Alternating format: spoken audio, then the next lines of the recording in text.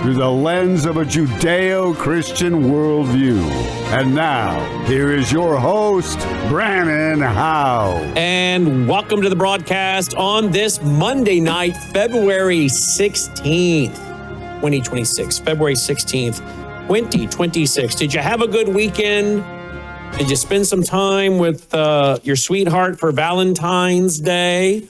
Well, I did. I spent 35 years now with my sweetheart. Well, 37. We've been together 37 years, but married. Our anniversary is actually this coming weekend on the 21st of February, 35 years. I better do the math on that, Logan, to make sure I have it right. Because I'm always getting my own birth date wrong, get my own anniversary wrong. I think I told the story where your mom and I thought it was our 30th wedding anniversary, and I bought her all kinds of nice gifts, only to have your grandmother say, you guys haven't been married 30 years yet. You've only been married 29 years. It is 35. You did the math on it? Yep, 1991. Yeah, so it is 35 years. All right, so 35 years on the 21st. When is the 21st? That's better. I got to figure that out if I'm in trouble. That's Saturday night, right? The 21st. Saturday, the whole day, not just that night. So there you go. But anyway, we had some folks over. I got David Pyne coming up real quick on a report related to about a third of our Navy is now going to the Middle East, if not already there. We'll see where that's going. What do you think China and Russia will do if we're going to hit Iran? And it's increasingly looking like that. Then we got a big report from Anni Cyrus tonight on that topic. Lindsey Graham is apparently in Tel Aviv making comments about striking Iran and our American soldiers. We'll get to that. He should just be quiet. I think we should let Israel handle it. I really do. I mean, I think at one point when he said to the Iranians, help is on the way, keep going. I'm like, well, you committed us. I think we better do something. But now that's kind of come and gone. Maybe we should just let Israel handle it at this point. But I do want to ask both David, since he's the head of the EMP task force related to cybersecurity, EMP, and so much more, cyber hacking, what he thinks about the potential for fallout for America if we're involved. And I want to ask Anni that as well. I also want to talk about Anni's new book. We're going to talk about that. And I want to tell Anni and ask Anni what she thinks about some new AI software that we're using to build, well, stories about the Bible, about the book of Revelation, about Daniel, powerful software we're using. I used some of it in my Bible study on Sunday night, last night on Daniel chapter 2. You guys aren't going to believe this. Can we give them a little tease real quick, Logan? A little tease. There it is. I had that picture made. And then I asked Logan, hey, can you turn that picture into actually a video? That's King Nebuchadnezzar talking to his men. And all of that really just started out with me asking the powerful software program to give me a picture of the king. Now, they had the king being kind of older, and I thought the king should be younger. And that's the only thing I would say about your video is I don't think that King Nebuchadnezzar at that point was a very much of an old guy. I think he was a younger guy because he took over from his dad. So I said, give me. Yeah, that one right there we did. He shouldn't be that old. He should be younger. So we're going to fix that one. But I said, give me an image of the king seeing the image per Daniel 2. And so he took the video. Let me show you this real quick. This is my image that I had created. I asked the computer system, make me a Nebuchadnezzar, a young Nebuchadnezzar. Because I think, again, he was probably a little bit younger because his dad took over. He took over from his dad. And then I asked Logan to make that into, and I used that picture in my Bible study last night. I said, Logan, make that into a video, can you? Now you show him. That's what you did. And it took about 60 seconds.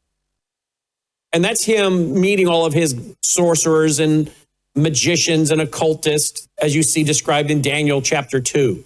It's crazy, folks, what we're going to be able to do. And we're going to take my book of Revelation and we're going to add in a lot of this kind of graphics and telling of the story of Revelation in kind of an abbreviated form.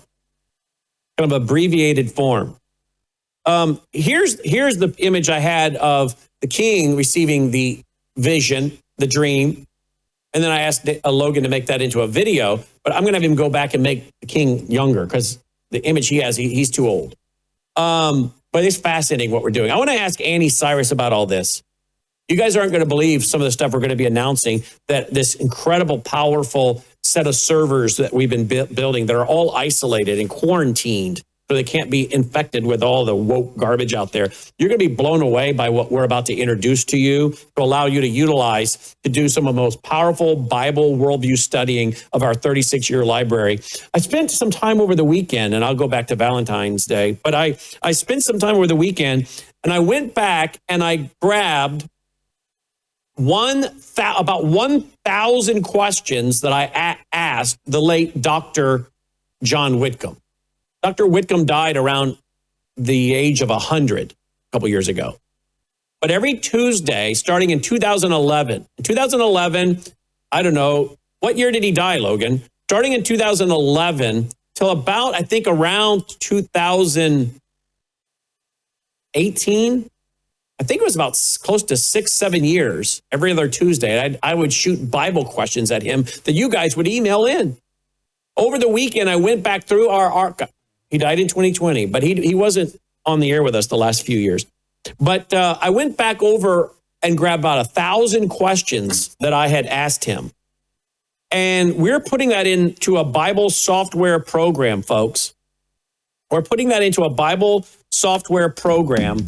And you're going to be able to start asking our system all kinds of biblical questions, worldview questions, Bible prophecy questions. It is going to blow your mind. And you're going to be able to hit return. You're going to type in the question, hit return. And we've been spending a lot of time and energy building this. Look at this. Here's some of the questions I came across this weekend. How we can know that the Earth's topography was different from the flood. How do we know that there were not huge mountains like the Himalayas? Here's another question. What was the common language spoken before the Tower of Babel? Is there any record of it? Here's another one. Where's the land of Uz? Job 1:1. How is it possible for the rapture to occur before the tribulation when the tribulation saints who die are included in the first resurrection? Revelation 20, verse 5 and 6. I mean, I've got all kinds. Look at all these. These are all questions that I asked Dr. John Whitcomb. And you're going to be able to not only go in there and ask your Bible questions, but these questions will all be on a page. And you're going to be able to click them as a hyperlink. And you'll get the text answer of what Dr. John Whitcomb said. Not only will you get the text answer of what he said, but our software will pull out from the recording the actual answer. The actual answer. And you'll hear Dr. John Whitcomb in his own voice answering the question. And for those who were on video, it'll pull out a video clip of them answering your question. I didn't do a lot of video with Dr. Whitcomb, but I did with guys like Dr. Andy Woods and Dr. Jimmy D. Young.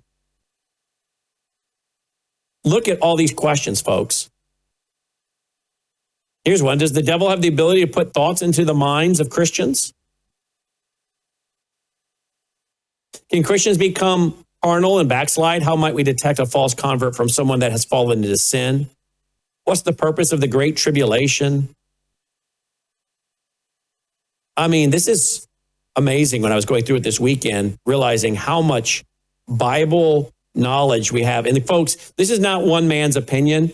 Dr. Whitcomb, and I'll pull that down. I'm going to show you one other page because that was just one document that I created over the weekend of questions. Let me show you the other one. Here's the other one I created. These are not the opinions. These are hard facts and from the Bible. What is secular humanism? What is cosmic humanism? What is communism? What is pantheism? What is panentheism? What's the New Age movement? What is Marxism? Who was Karl Marx? What is a presupposition? What is a worldview? What is Keynesian economics? What's inflation? What's reincarnation? Why should Christians not practice yoga? What is capital punishment? Why is that biblical? Why is active euthanasia unbiblical? What is theistic evolution? What's postmodernism? What's communitarianism? Who is Saul Alinsky? Who is John Dewey? Who is John Maynard Keynes? Who is Aldous Huxley? On and on it goes. Why is Darwinian evolution not consistent with the known laws of the universe? And you're going to be able to get answers immediately.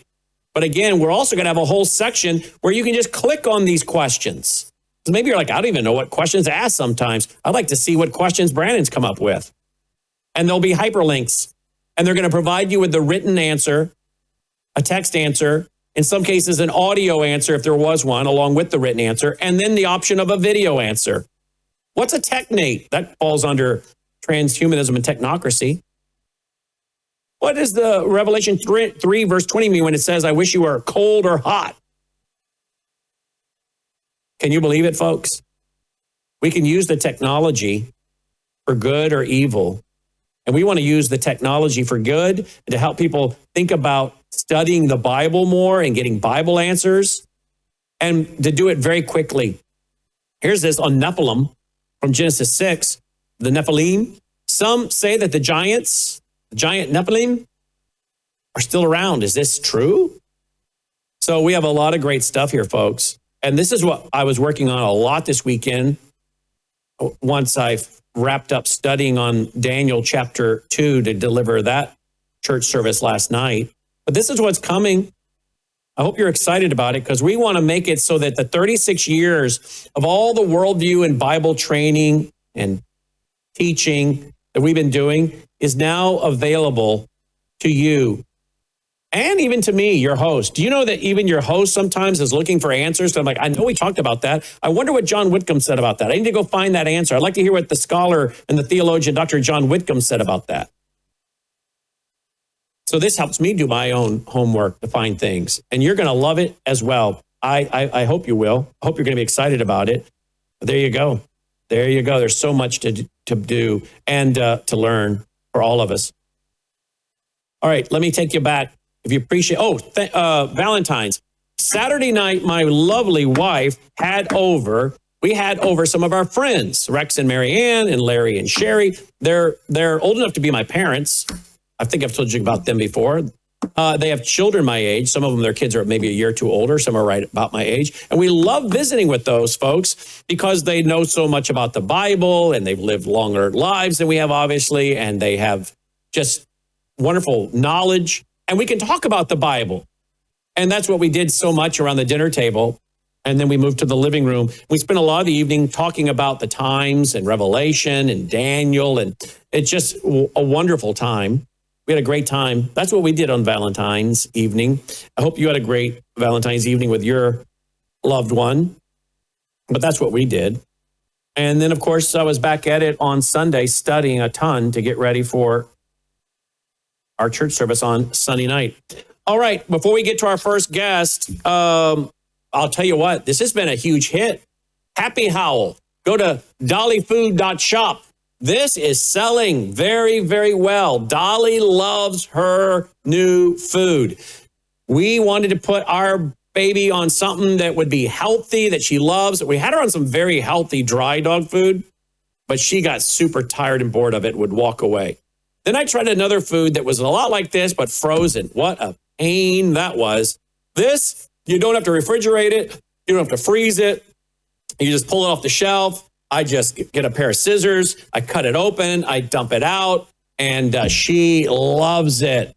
Melissa has now put one of her schnauzers, one of her 2 schnauzers is now on this. The other one can't be on it. She has gluten allergies. Although I don't know that there's gluten in here, but the other dog has, I think, some meat allergies.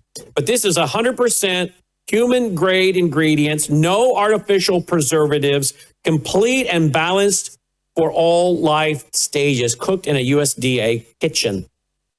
So this is what she's on. And a lot of you obviously are wanting to keep your dogs around a long time. I was talking to one of my friends out the other night, Lucy. She told me she's had dogs to live 16 years. I think she said she had one. I think she said the other day she had one that lived 19 years. Yeah, she had one live 16 years, and I had a dog live 19 years. I double checked. That's what she said. So there you go. I would love that if you would live that long, Dolly. My only concern is what's going to happen to you after the rapture, baby girl. That part has me a little bothered. But Anywho, dollyfood.shop. And then while you're at it, it might be a good time before we go to war, if that's where we're going, that you get your satellite phone, worldviewtalk.com, your satellite phone, your solar generator, and so much more. You know where all the sponsors are, worldviewtube.com/sponsors, your water filter. Oh, you might want to get your gold information.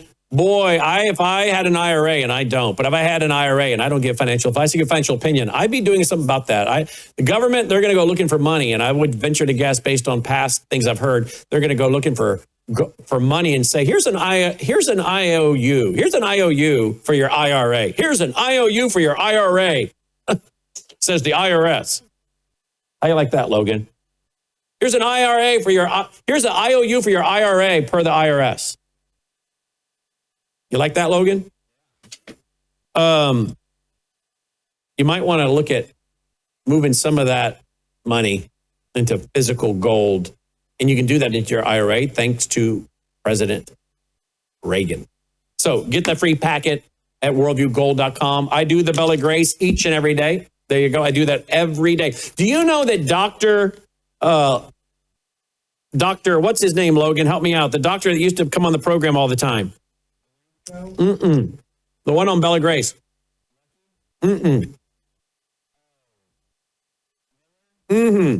Dr. Miller. Thank you.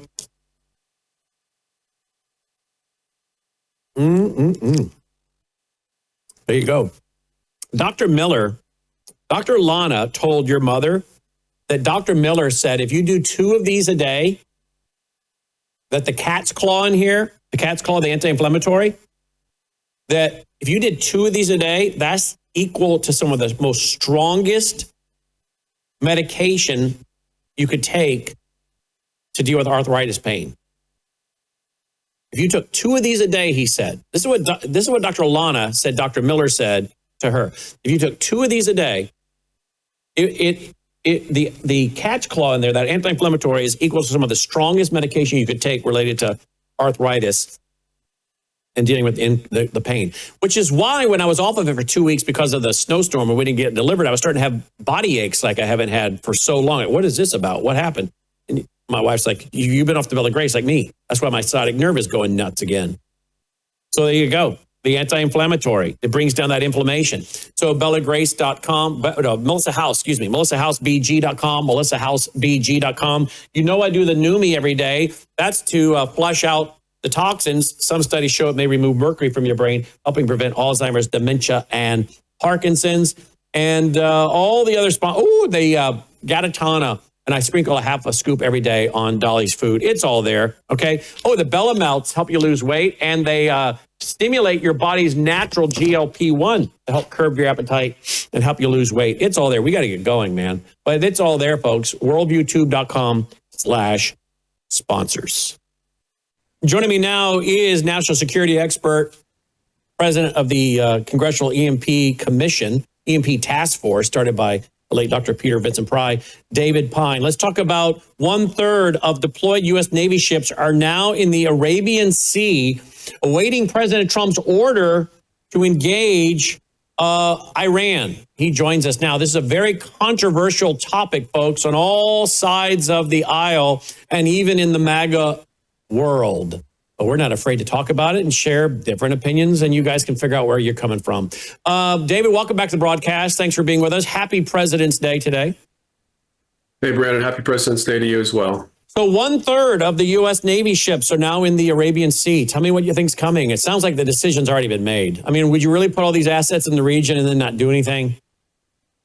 Well, we saw this. We've only seen this happen once before during the Trump administration. That, of course, was in the run-up to the snatch and grab of Venezuelan President Nicolas Maduro. So I think we had 25 to 30% of deployed Navy ships in the Caribbean Sea.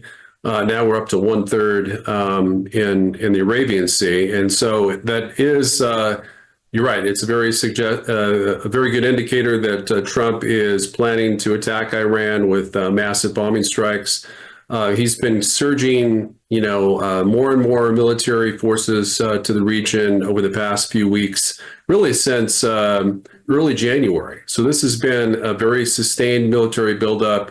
that hasn't really changed with, President Trump's, rhetoric or the state of negotiations with Iran. It's been very consistent, even when he said he doesn't think, he might not, force might not be necessary. It's clear by his actual moves and actions that he's moving in the opposite direction. Where are we at with our arsenal? I mean, we talked the last year plus about all the weaponry we gave to Ukraine and how it's going to take years for us to put a lot of this military hardware back on the shelves. So if we should need it, where are we at with that? And do we have enough Tomahawks, et cetera, to even go after Iran? And if we do, what does that mean if we should have to deal with China going after Taiwan, or God forbid something, happens and we have to fight the war right off our own coast? Yeah, we have enough weaponry and munitions, Tomahawks, for about 2 weeks of high-intensity combat operations against Iran.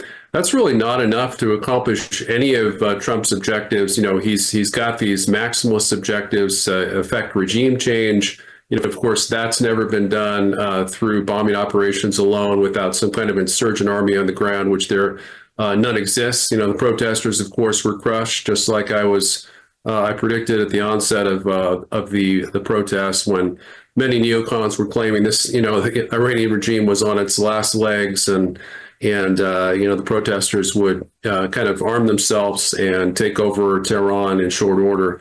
That didn't occur. Iran is, they now know who the opposition are, and they're busy rounding them up and jailing them by the tens of thousands. So in the event we were to bomb them, I would suspect they would mass murder these opposition forces on a much more rapid basis. So for humanitarian reasons alone, I'm hoping that Trump doesn't pull the trigger, but I'm much more concerned about the lives of U.S. citizens than I am of Iranians. In that Iran is one of 4 countries that possesses the means to destroy all U.S. critical infrastructure, either through a massive cyber attack, and counter space attack, or potentially with a super EMP detonation over the United States. Don't we have this here?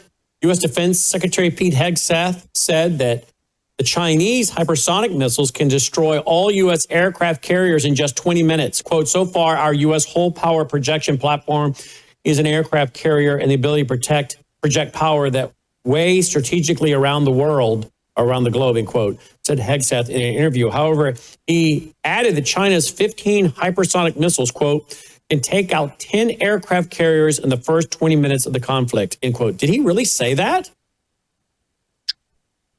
He said something very substantially similar. I've yet to verify the 15 hypersonic missiles. I think that's a misquote. China does possess, probably on the order of 10 different types of hypersonic missiles, which is a much higher number than we deploy in terms of types. Certainly wouldn't be a quantity of 15. It would be either 15 types of hypersonic missiles, or it could be dozens or even hundreds of hypersonic missiles, because they do have that capability. So, and also, I do think Hegseth misspoke. He definitely said that they could sink all 10 U.S. aircraft carriers in 20 minutes. But obviously, they're not going to be able to do that if some of our aircraft carriers are deployed halfway across from China in the Atlantic Ocean. So I think he was really meant to reference only our aircraft carriers in the Pacific region, up to and including San Diego, potentially. Okay, I think we found the clip. Let's see this. I think it was actually a clip.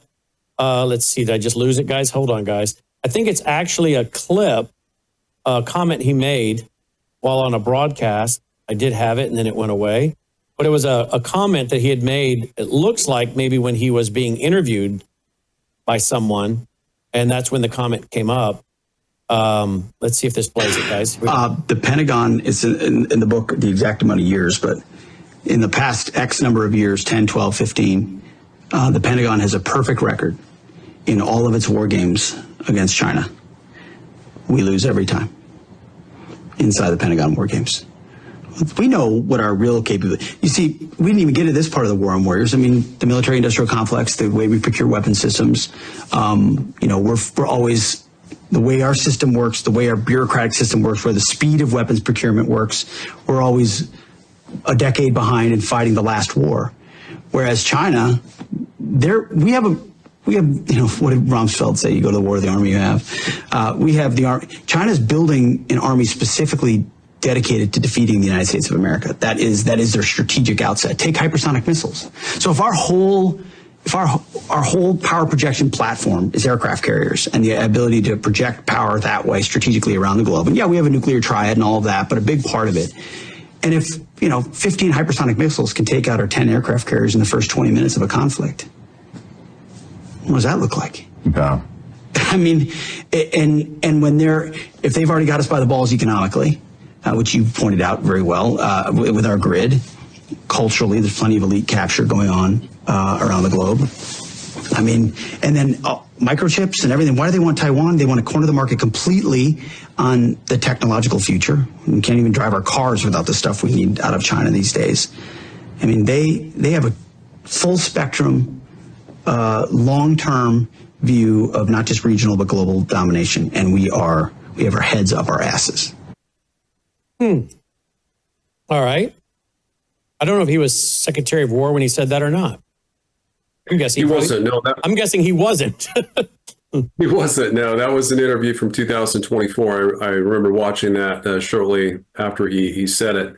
Actually, it was after he was nominated in November of 2024. That video went viral. I think Hegstaff is absolutely right. He's dead on, and I think that explains why the national defense strategy and national security strategy have kind of de-emphasized military confrontation with China because, our U.S. intelligence reports, including the Overmatch brief, are showing that the U.S. would inevitably lose any direct military conflict with China that was really of any scale and with catastrophic results. And, I do think Hegseth exaggerated a little bit, saying that 15 hypersonic missiles would be enough to sink 10 aircraft carriers if they were all in the Pacific region. Certainly, according to the naval experts that I've spoken with, probably take about half a dozen hits from hypersonic cruise missiles to sink a single aircraft carrier or thereabouts, because they are about 100,000 tons each. But if it was an ALBM, an air-launched ballistic missile or an anti-ship ballistic missile that hit them, it could potentially be 2 or 3, because those strike with greater velocity and have larger warheads as well. Well, we are hearing from some sources. One of them is he looks like he is the former spokesperson to Israel's prime minister. He has just tweeted out that I don't want to scare anyone, but Thursday night should see the biggest pizza order around the Pentagon in many, many years. That's what he's tweeted out today. So yeah, and that's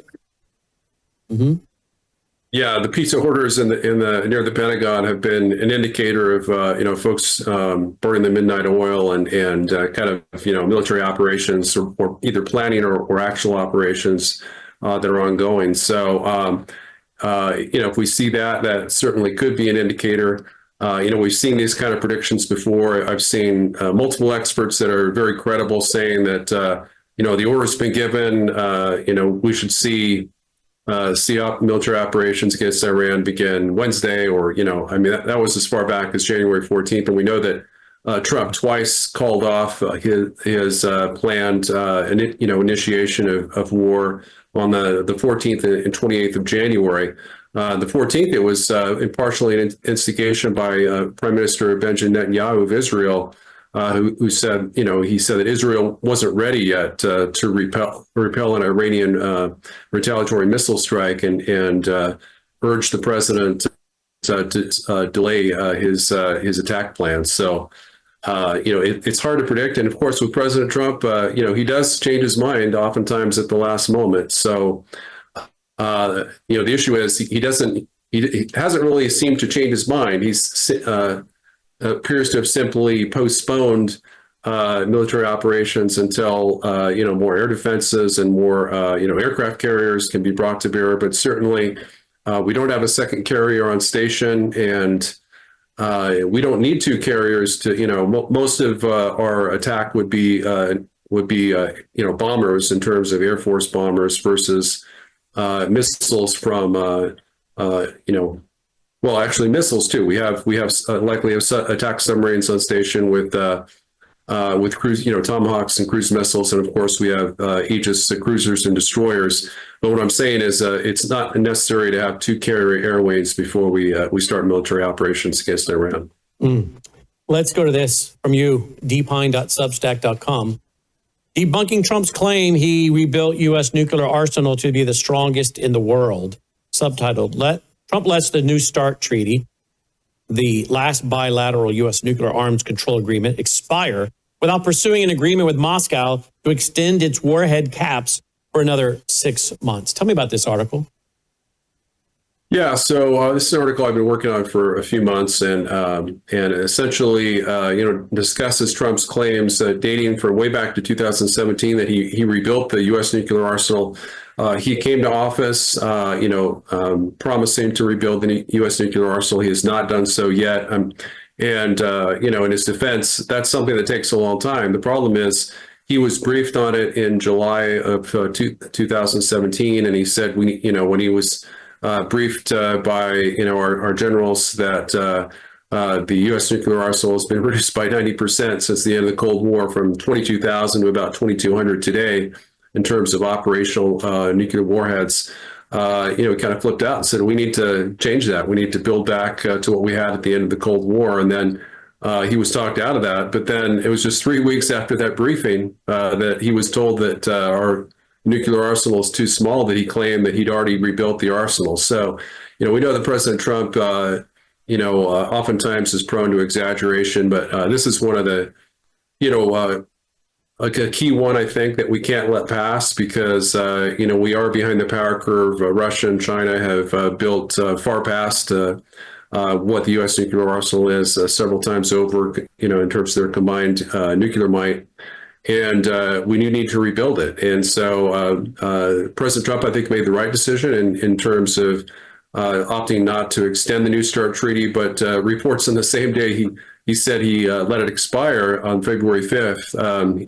There were reports that, the administration had sent officials to try to negotiate a 6-month extension to the warhead caps to buy time to negotiate a new arms control treaty with Moscow. So I think that's a problem. dpine.substack.com. Of course, we will follow this. And if something happens this week, I guess we'll be on the air for some time and be bringing you back as well. Sounds great. Thanks, Brannon. Appreciate it. By the way, do you think Russia or China are going to come to the defense of Iran and get tangled up with us if we strike them?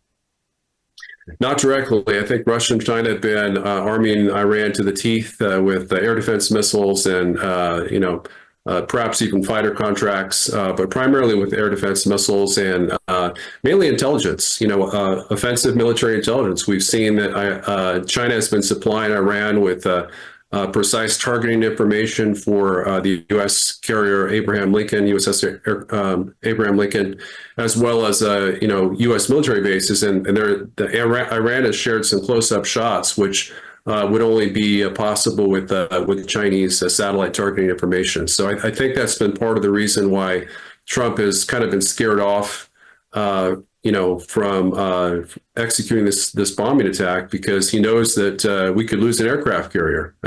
Likely wouldn't be sunk, but it could limp off, burning and smoking, and that would be quite a loss of prestige for the United States that we don't need right now. But China could get involved with cyber hacking and other stuff, right? Oh, absolutely. Yeah, they could, if Iran decides to go quote unquote nuclear with a massive cyber attack, China would likely join in, take out our satellites. So that's really, I think, is worst case scenario is Iran. We try to kidnap the Ayatollah, and in response, they take out a lot or even all of U.S. critical infrastructure, which really could collapse our country. Well, how do we know that Iran I mean, with Obama's people giving them pallet loads of cash, how do we know that Iran hasn't been sold information by China? Because I know at one time, Dr. Peter Vincent Price said at this very news desk right here in this studio and said Operation Dragonfly before Vostok 18, the largest military drill between Russia and China in world history. The week before they did Operation Dragonfly, and China and Russia were inside our grid. How do we know that China hasn't given that or sold that to Iran? How do we know that Iran hasn't brought people into the U.S. through our open borders and have had people placed here who have gotten into our grid and can actually carry out an attack that has the computer deliberately being tracked as coming from New York? So there's plausible deniability. What do you mean? We didn't attack you. Where did the attack come from, America? And America's got, well, it came from New York. Oh, really? Did it? But how do we know they haven't had their actors here positioning in the U.S. to do the attack and then to actually provide the evidence? I mean, you could have some group go up online and say, you know, once the power comes back, we did the attack and here it is out of New York, and all of this has been done from the inside to give the enemies plausible deniability. Am I wrong? No, you're absolutely right. That is a huge concern that I've had for many years as well. And I don't think that, you know, most U.S. Members of Congress and maybe not even in the administration realize the extent of the threat from Iranian cyber attack. You know, a lot of them discount the fact that Iran likely has nuclear weapons, and certainly they likely don't have nuclear weapons that could range the U.S. outside of their super EMP satellites. But a much more plausible outcome would be, you know, a massive Iranian cyber attack aided by China to take out our grid. And it could not just take out our grid; it could take out our, you know, food distribution systems, or early warning satellites, or, you know, water purification distribution systems. It wasn't just, I think, a couple of years ago, excuse me, that Iran actually did get into our water purification system, and you know, we were forced to shut down our water in multiple states. So they've already demonstrated the capability to attack our, you know, our water system, and they likely could take down our grid as well. Yeah.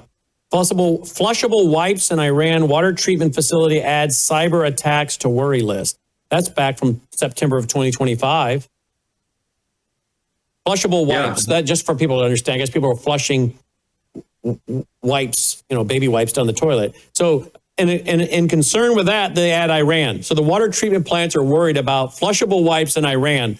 And then of course we reported years ago, some Islamic guys going on to water treatment plants, huge water treatment plants.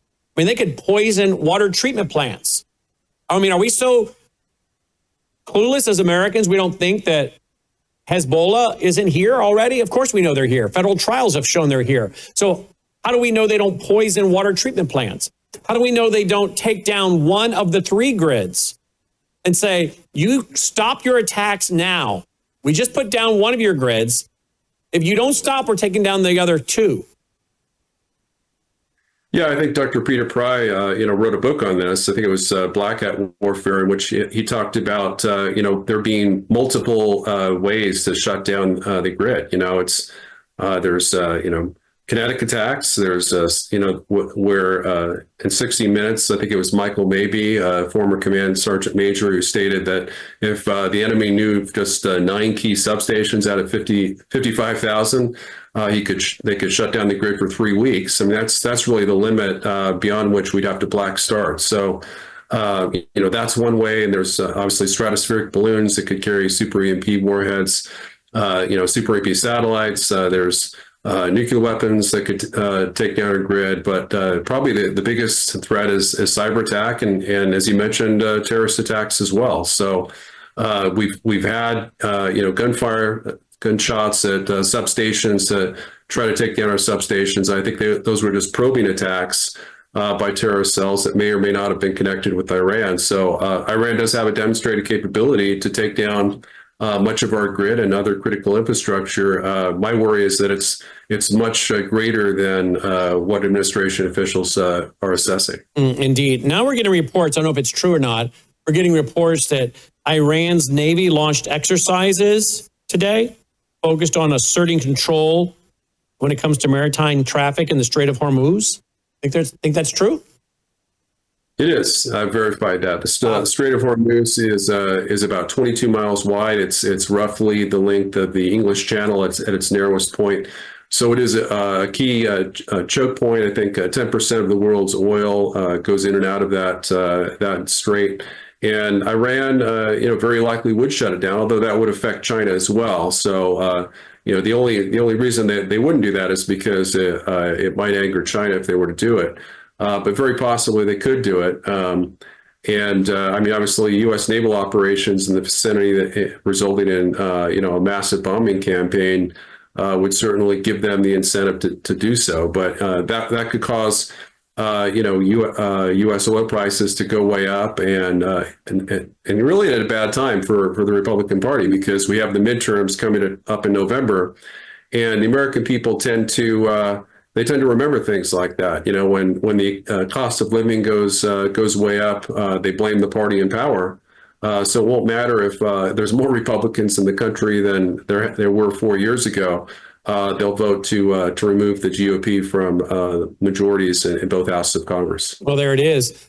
The Telegraph. Iran launches Navy drills to control Strait of Hormuz. Wow. We're living in very interesting times. No shortage of things to talk about or be prepared for, right, David? Right. Yeah. And Iran has actually scheduled joint naval exercises with Russia and China to take place, I think, in the Arabian Sea just within the next week or so. Well, all right. We'll keep monitoring it. You keep monitoring, stay in touch. And we look forward to getting you. Well, we don't look forward to getting you back on when it happens. But when it happens and if it happens, we will get you back on. How about that? Sounds great. Thanks, Brannon. Always a pleasure. You too, my friend. dpyne.substack.com. dpyne.substack.com. And we'll be right back after this very short break. Consumers often ask, what should I expect when I take the Bella Grace elixir? And the answer's varied. It really depends on what your health and wellness needs are.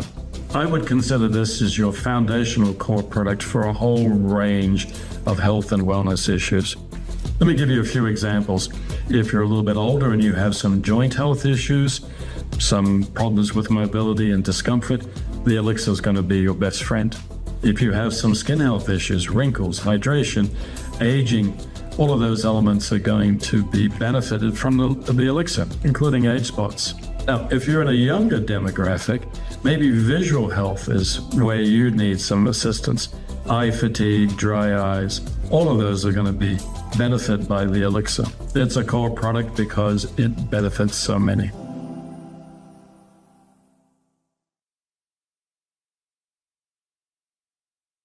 Joining me now is Anni Cyrus. Anni, a lot going on with Iran, a lot of speculation that the attack on Iran from the U.S. and Israel may be coming even this week. Who knows? We get a lot of predictions. I guess we won't know till we know. How are you doing?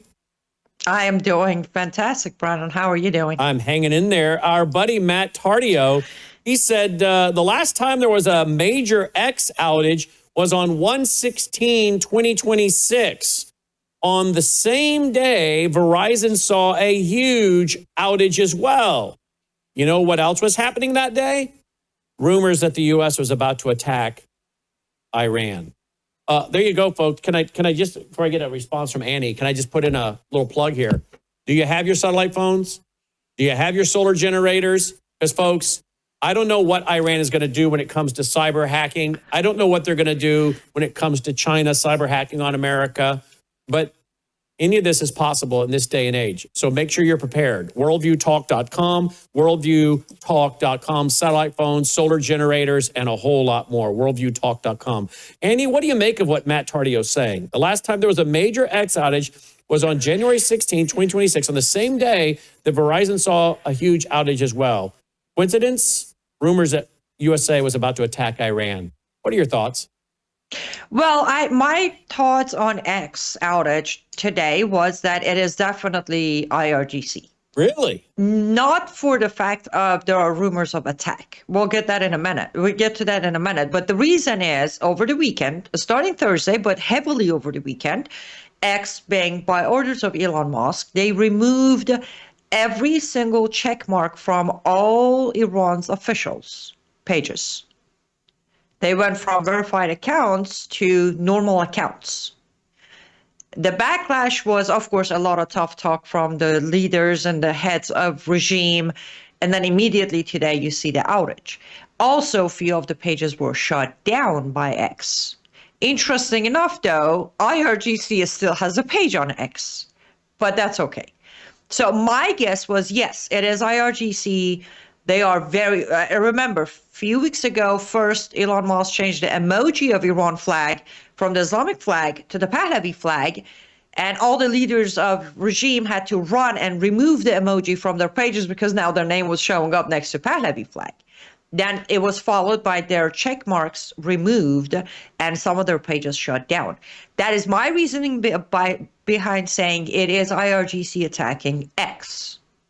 I don't think it's the rumors of U.S. attacking. Again, as you know, from day one, no, from January 13th until today, I kept saying it's not coming the day everybody's expecting it to come. It's not coming anytime soon. Remember, in a couple of hours, we're doing the second round of negotiations with Iran in Geneva at Oman's embassy. Witkoff's already there, Kushner's already there, Araghchi's already there, Oman's foreign minister is already there. So I understand that automatically most people say, oh, attack's coming. Somebody lifted a finger because attack's coming. But as I said, there's a second round of negotiation happening in a couple of hours. I highly doubt the IRGC attack on X had anything to do with the rumors, but rather everything to do with the loss of power by one switch of turn off all verification badges. Amazing. Absolutely amazing. All right. So what do you think could happen to America? Should we attack Iran? What do you think could happen? We should not. On a personal level, again, I have always said we should stay out of it. 12 Days War, I said to stay out of it. During Revolution, I said to stay out of it. However, if we do decide to attack, it will turn into a full-on war. And I don't mean just in the region in Middle East. It's going to be wider than that. No, I will not call it World War III because that has started already, not the old school way. What will happen is, first of all, by giving Iran so much heads up and maneuver room and, hope of negotiation, I don't think they've been sitting just waiting for us during the last 6 weeks or so. They've been preparing.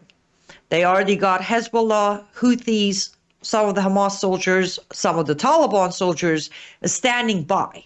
So if now we drop the bombs, they're going to turn around. Of course, they have Israel as their hostages, not through Iran only. Again, Hezbollah, Houthis, Hamas, and Iran literally have Israel as a hostage ground. Also, they're going to have their other proxies attacking our bases, our soldiers, while they also have us as hostages here in America, in France, in Germany, in UK. So for sake of just our own side, no, we should just pull everything back. I mean, we did enough muscle flexing. If they were about to budge, they would by now.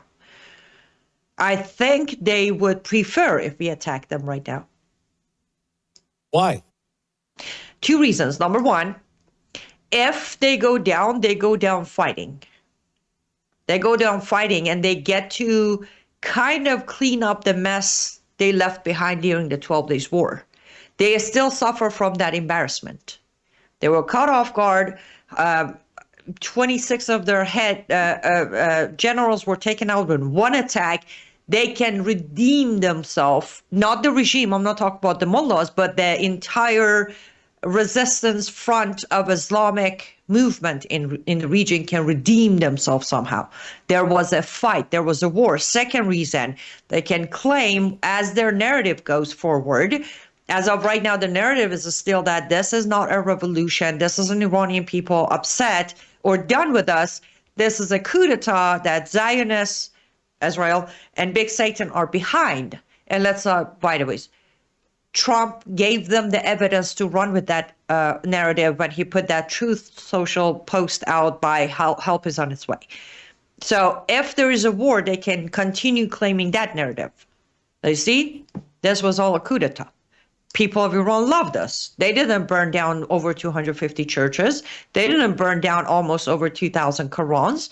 It was this, enemy feeding them information, and they were all terrorists and spies for enemy. That would be the reason they would prefer an attack. Let's look at what Lindsey Graham, I'm not a fan of Lindsey Graham. Listen to what Lindsey Graham recently said. I think he's over in Israel. To those who may participate in this endeavor, God bless you. God keep you safe if that day does come. Could our soldiers be hit in the region? Absolutely they could. Can Iran respond if we have an all-out attack? Absolutely they can. I think the risk associated with that is far less than the risk associated with blinking and pulling the plug and not helping the people as you promised.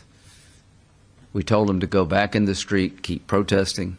Help was on the way. We have to be good to our word. So this trip is a special trip for me. It's putting a fine point on something I've been working on for over 2 years. 2 years he's been working on this. Well, this isn't going to help our cause, the cause of those of us who are Zionists, Christian Zionists, when the likes of Lindsey Graham are out there, who, last I heard, has he doesn't have children, okay? So when he talks about our troops and that our troops could be hit and hurt, but it seems as though, well, maybe it's a small price to pay. That's kind of what I was reading between the lines, and some people are also kind of reading between the lines with that. It comes from a guy that, last I checked, has no children, okay? So it goes back to what you and I were saying before the 12-day war. We have to be very careful before we find ourselves involved in a world war or a war in the Middle East that has our kids being drafted, okay? And that's not going to happen on my end. I'm not allowing my kids to go, okay? I guess they're adults. They can choose to say, yeah, I'm going, but I don't think they will do that because I think their fathers taught them enough that the deep state will put you through the meat grinder, let you die, and they don't care about you. That this is about the military industrial complex and making wars and building, nation building and the New World Order, whatever else they want to build. If they're really concerned about the country, they have a lot of things they could be doing, a lot of things. They're not even protecting and prosecuting. They didn't even protect the children that they knew were being molested reportedly and trafficked, yet they knew about Epstein, according to everything I've looked at, years in advance. To my knowledge, there's still no one that's been prosecuted or perp walked that's been involved in that activity. So they don't care about children.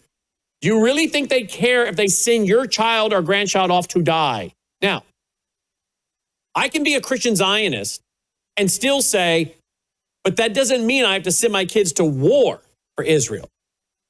And that's where I stand. And there's nothing in the Bible that says that my Christian Zionism has to be tied to sending my child to die in war in the Middle East.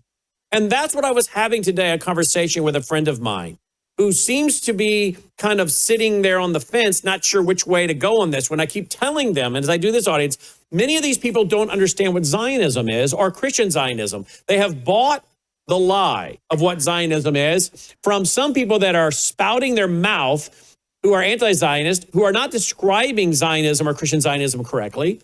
And there are people that are self-identified Zionist or Christian Zionist who I think, frankly, are working for the other side and who have come in and they say things that actually hurt the Zionist and Christian Zionist cause. And I think that's by design. It's by design we have some self-described Zionists and Christian Zionists saying things they should not be saying. That's detrimental to the Zionists and Christian Zionists who want to have a proper biblical worldview, concerned about the right of Israel historically and biblically to be in the land, as well as fighting anti-Semitism, because we understand what God's word says about A, racism, and B, what he says about his plan for the Jewish people and the redeemed of Israel. And I've been trying to explain all this to a few friends of mine who are national figures, and no one is telling them this stuff. They're going, wait a minute. I didn't realize that. It's amazing the history they don't know. Lindsey Graham is not helping our cause.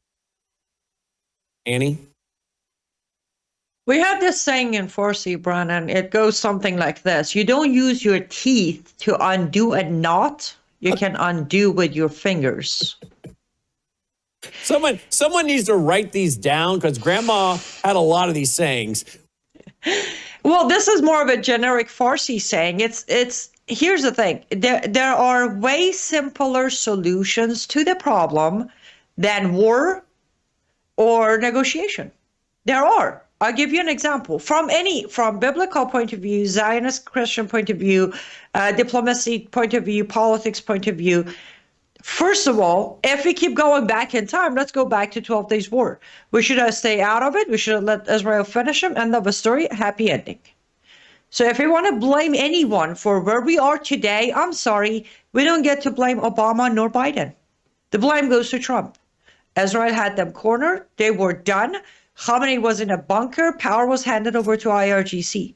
Trump negotiated a ceasefire. Nobody can change that fact. Number two.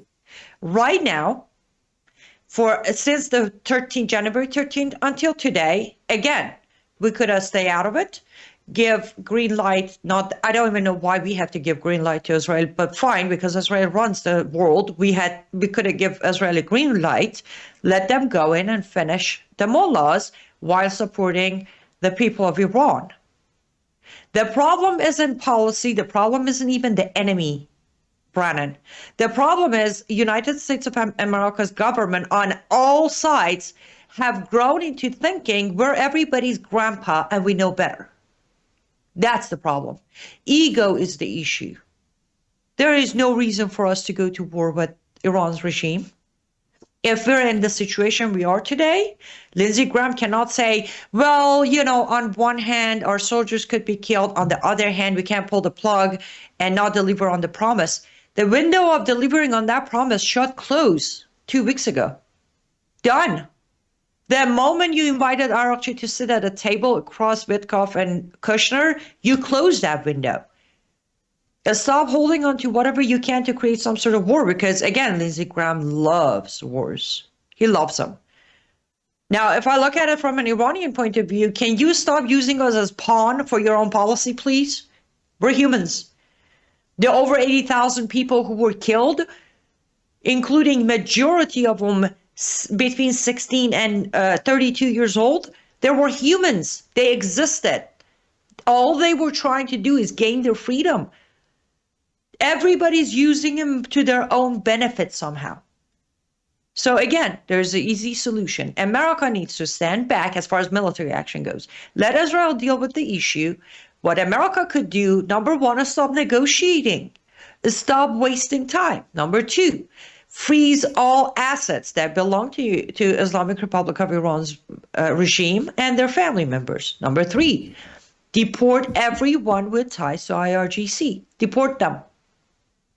And then sit back quietly and watch it all go down. I don't know. Does it seem too simple to be doable, Brannon? No.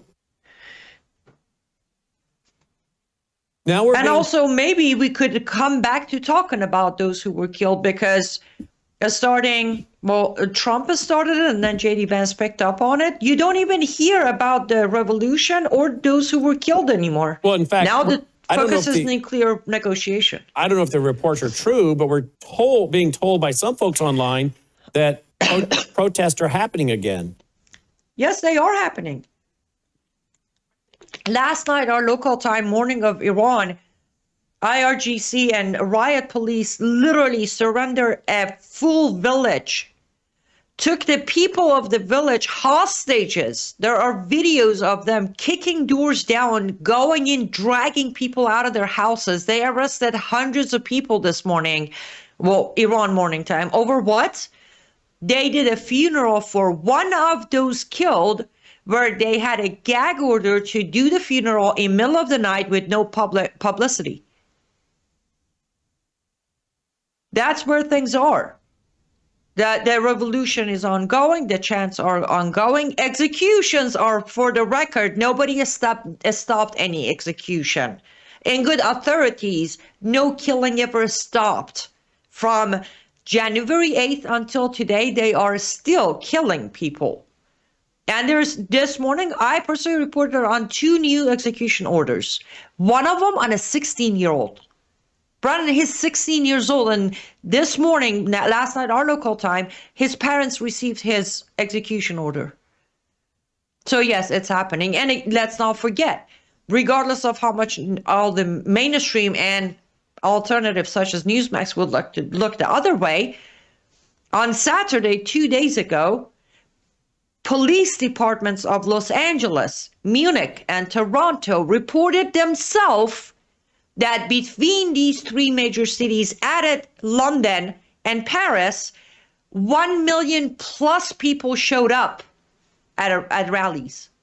1 million plus people showed up in just 5. Munich by itself brought over 350,000. So yes, this is still the last battle. Everybody has a right to make their own decision. They want to cover it. They don't want to cover it. They want to negotiate. They don't. But Iranians have made up their mind. This is the last battle, one way or another. And at his speech in Munich, Crown Prince Pahlavi did repeat that we need intervention. But even if that doesn't come, we will finish this. Let's see. Here is, I guess this is what you're talking about. 4 a.m. today, the IRGC has carried out a large-scale operation deploying military vehicles and heavy weapons. Hundreds of residents were arrested, including children under 13, and many were shot. Is that what you're talking about? Yes, that is the village I'm talking about. Chenar Village. Chenar Village, yes. All of it over a funeral. The family member, a lot of family members received that order that we will give you your loved one's body, but you're gonna have to bury them in the middle of the night before the morning call to prayer, and nobody can attend. This family decided, the entire village decided that we're not gonna follow. They did a full funeral. Everyone in the village showed up. They filmed it. They posted it. Next day, their village was literally raided by IRGC and riot forces. And now the Iran International is reporting Iran court issues death sentences to 14 protesters in online proceedings. Yes. That's the thing. As you know, again, my tone hasn't changed. My story hasn't changed. My predictions hasn't changed.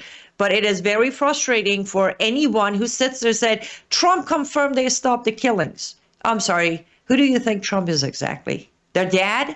They're too afraid to lie to him? How can he even confirm such a thing? Do we have eyes inside Iran? Do you remember why we walked away from Iran deal? Because they wouldn't let our inspectors go inside. We couldn't monitor their nuclear program. You think we can monitor their executions every morning? But I guess when people choose to be in denial, there's nothing you can do to snap them out of it. That is supposedly the city of Abadan. Abadan, yes. I'm getting pretty close on these names, aren't I? You're getting very good at saying these names, yes. No, the gatherings are happening. Yes, you don't see them in as big numbers as you did on January 8th and 9th, because as I said, many are arrested, many are injured, many were killed. So yes, it's a smaller crowd, but they're still out there. Now, Vizgard is reporting a new satellite channel for Iran went live today. It will serve as a news source of news and information for the Iranian public, especially in case the Islamic regime will shut down the internet again. Did you know about this? I have seen that report because I pulled another video from their X account today. I haven't been able to find the channel yet. What about Carrie Lake? What is she doing with, I guess, okay, you gave it away already. What is she doing with Voice of America? Anything? Yes. He is. She is sticking with her decision to put the very wrong man, again, known inside Iranian communities as fake news Ali, in charge of Voice of America Farsi. She's sticking with blocking us and keeping him in power. And she's also constantly repeating the same narrative of, at Voice of America, we're not here to pick leaders for countries. We're here to tell the truth. But they have literally deleted any video that had the chance for Crown Prince Pahlavi or pictures of him. They don't even air those rallies, meaning Voice of America did not air a single rally from Los Angeles, Toronto, Munich, Paris, or London over the weekend, because if you see the videos, you'll see the giant banners with his face and the banners of his name. So Voice of America Farsi didn't play any videos of Saturday, February 14 rallies to avoid showing the truth that people of Iran have picked their future leader. Mm-hmm. That's what Kari Lake is doing. Let's see here. I'm trying to find where we have some rallies. Oh, it's in my email. There are two rallies. The first one, it's cold open video. That's like 2 minutes something. You can just play some of it. That's Toronto. And then cold open segment 2 is Los Angeles, California. He's grabbing them right now. And when you play the LA one, that again, I shouldn't be this mean, but so be it. There is a scene at the very end of Los Angeles rally that they showed up, and they showed up with a message. There is a giant Iranian flag. You see it from top as drones are, the drone shot comes. Iranian flag right in the middle. You want to take a guess what's the writing in the middle of that giant flag? What is it? Help is on its way. Oh, boy. And then right next to it is a giant poster of Crown Prince Pahlavi. We have come to realize who's coming to help in real life. Here's the, I think this is Iran International report from this weekend. Here in Washington, D.C., where thousands of Iranians have gathered in support of Prince Reza Pahlavi. Meanwhile, Donald Trump said Friday evening that the change of power in Iran would be the best possible outcome. He confirmed that deployment of a second aircraft carrier, the USS Gerald Ford, toward the region, a move that aligned closely with this negotiation deadline. Trump says Iran has talked for 47 years, no action, and now it's time for action. He insists there will be no uranium enrichment and hinted the broader change may be necessary. Talks are still scheduled in Geneva next week. So the message right now from Washington, D.C., diplomacy is on the table. Negotiations are on the table. All right. Look at that. There you Look go. at that That's footage. Los Angeles. What? That's Los Angeles. Los Angeles, California, February 14, confirmed by LA Police Department of 300,000 plus. Here's the banner. Help is on its way next to Crown Prince Pahlavi's poster. And this is Toronto. Toronto confirmed close to 500,000 on the streets of Toronto, Saturday, February 14. That was 2 days ago. And genuinely, how can anyone, I'm not going to name names, but how can anyone say Crown Prince Pahlavi is a good guy, but I don't think he has the popularity in Iranian people? Like, you look at that, you're like, yeah, sure. I mean, everybody in that street, every single one of them are flying, I don't know, I guess MEK's flag with Maryam Rajavi's picture on it. And that's why I'm very proud of my fellow Iranians. They are not letting the narrative take over. For first time ever, we're changing the narrative. We have 3 major cities, LA, Toronto, and Munich. The police department putting out posts on their X accounts thanking the Iranian people for being such civilized people who showed up with no incident, no fights, no injuries, no damages, and picked up their trash when they went home. Isn't that something? And look at what the United Nations is doing. I guess they're saying that tomorrow, that would be today, for the first time, the Islamic regime in Iran will take a seat on the United Nations Human Rights Council Advisory Committee. Representative Nadapur has a record of enabling regime abuses. Well, I mean, are we shocked by that when it comes to the United Nations, who is pro-Islamic and pro-Marxism? I mean, their Secretary General, I think, is a Marxist, Antonio Guterres. He is. And also, before this announcement came out, again on February 11th, United Nations invited Araghchi, which is the foreign minister of Islamic Republic of Iran, the guy who's sitting down with Witkoff and Kushner. They invited him to come and give a full speech. They shook his hand, congratulated him and the supreme leader for 47 years of wonderful work in Iran. And then they announced the seat for Nadiapur. Look at this. It's now been 4 weeks. It's now been 4 weeks since 173 people were kidnapped from a church service last Sunday. How this is not a bigger story. 173 innocent Christians kidnapped by Islamists. And I'm going to guess that's Nigeria, I'm guessing. Is that Nigeria or is that Sudan? I don't know. Let's see. Let's see if there's anything in the report itself. Let's see here. That's Nigeria.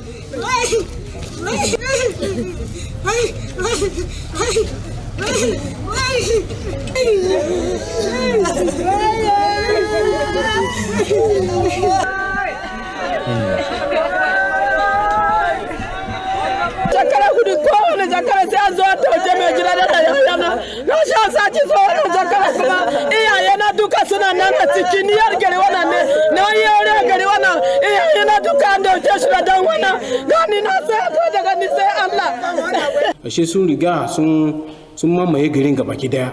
In ka gudu ka je can ka je ka same su. In ka gudu can ka je ka same su. Sun tara mu sun kai mu can wancan ecclesian kurmiwalitu. Da sun kai wurin da mu sai sun buga mu mun ce mu je daji. Da sun buga mu mun tafi daji muna kan tafiya da sun kai wani wuri sai sun ji sun saya wurin nan buzun daji ne sun ce mana sun fara dukan mu mun je mun samu mashina da ogan a wurin. Sai sun fara dukan mu a wurin da sun gama dukan mu sun samu wurin su rauni. That's horrific, Annie.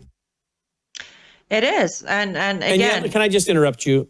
Sure. And yet we've had how many days now of Fox Nancy Network, FNC? FNC I now call Fox Nancy Network. How many days are we on this? 11, 12 days now? I mean, we have so many stories that should be talked about and brought to the attention of the world. And we're concentrating, and I hope she comes back safely, but this is getting to be ridiculous. My wife is to the point where she turns on the TV just to see what they're doing because she knows they're going to be covering it nonstop. What is going on with that?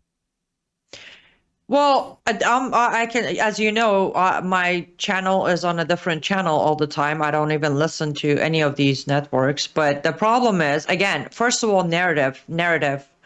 I know I sound like some anti-Trump person, but when you have the president come in and early acts are crediting Muslims, praising Muslims, doing the iftar party and thanking them for delivering Michigan, and then shake hands with al-Shura and Erdogan, the entire narrative changes again. For so many years we fight and we try to put the truth out there, and he comes in and change the narrative.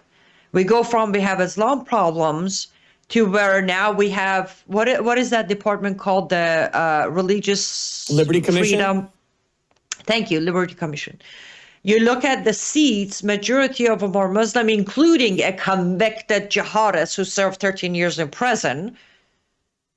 When that's the narrative of the administration, what do you expect to follow?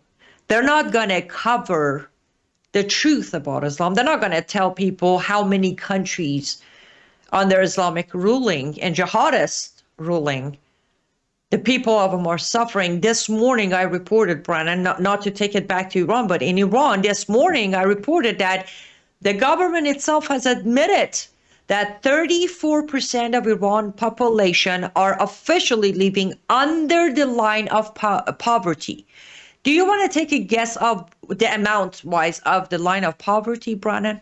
For 34% of population, what do you think line of poverty should be per month, income-wise? No idea. $900 to $1,000. A month. A month. And 34% of Iran can't even afford that life. In a country that is so filled with natural resources such as gold, silver, oil, gas, pistachios, saffron, opium, you name it, they have it. Same thing with many of the African countries. But we shouldn't talk about it, because that goes against, I never, I shouldn't say never, but until recently, I never thought we would have a Republican government altogether, White House, Senate, and Congress, and we still shouldn't go against the real truth of Islam. So Evan C. used to be Fox News Channel. Now I again call it Fox Nancy Channel. Why do you think they're doing that nonstop coverage on that? I mean, obviously their ratings must show that it's what people want. I'm guessing. I don't know. My wife said, I would think people are starting to find this to be a turnoff, right? They hear the same thing over which and over. story are they? The one about covering? Nancy Guthrie missing, just nonstop coverage. Oh, yeah. We have a glove on the side of the road. Then camera rushes out there while they put it in a plastic bag. Oh, look, we found a toothpick on the road. I mean, this is just nonstop. And yet, where are all the other stories that are so vital to every one of us? And again, I'm not trying to undermine what happened to that poor lady. I hope and pray she comes back safe to her family. But there are so many other stories going on, including where is all the talk about all the Epstein stuff, right? And now over the weekend, so much more has come out, and so much seems to be rotten in Denmark, including with some of the people tied to this administration, from what I'm reading.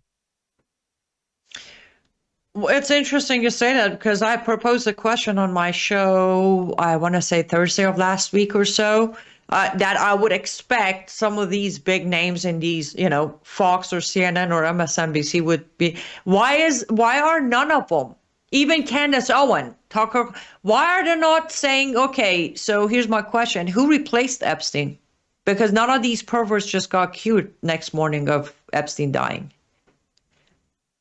Meaning if they have an addiction, they got to go get it met somewhere, somehow. Well, now the evidence is out there, and we see that Epstein wasn't just some perv himself. He was way bigger than that. I want to know who took his seat. Why are we not looking for that person? We're going to wait another 20 years to catch the person, and then he's going to suicide himself, and then we're going to say nothing to see here. Bunch of people run on their campaign on the name of that person. Same story. And let me tell you why Fox is covering a kidnapping. As you said, hopefully this lady comes back home safe. But again, goes back to, let me blame my fellow Americans. Americans like to first of all, they prefer hearing about things that are not disturbing, that is not going to rattle their shield and protected bubble. They prefer to hear things that could happen but has a happy ending. That's why. If you sit there and play the video you just played for them, if anybody said, we had somebody, I don't know, some representative on a show saying, I warn you, do not read these emails. Why? Why not? They're very disturbing. Good. Can we give a majority of Americans a little bit of a thicker skin so they know there are bigger problems and bigger evils out there? It's the protection. They want to be protected. They want the everyday story that has a happy ending, and they don't want to know more than that because it's too hurtful. They don't want their bubbles burst. Mm-hmm. Well, speaking of bursting your bubble, folks, I wonder how many of these people in the elite have no problem with Islam because they agree with Islam when it comes to Islam's trafficking of children. Have you seen the new evidence in the documents? I think a 2007 and a 2009 something. The pieces of the carpet of Mecca that was shipped to Epstein. Mm-mm. Oh, look up Mecca Mecca pieces and Epstein. Within all of those documents, now, of course, a lot of Muslims and a lot of muftis are outraged at why would you send such a precious, holy piece to such a sick man? Now they're all complaining.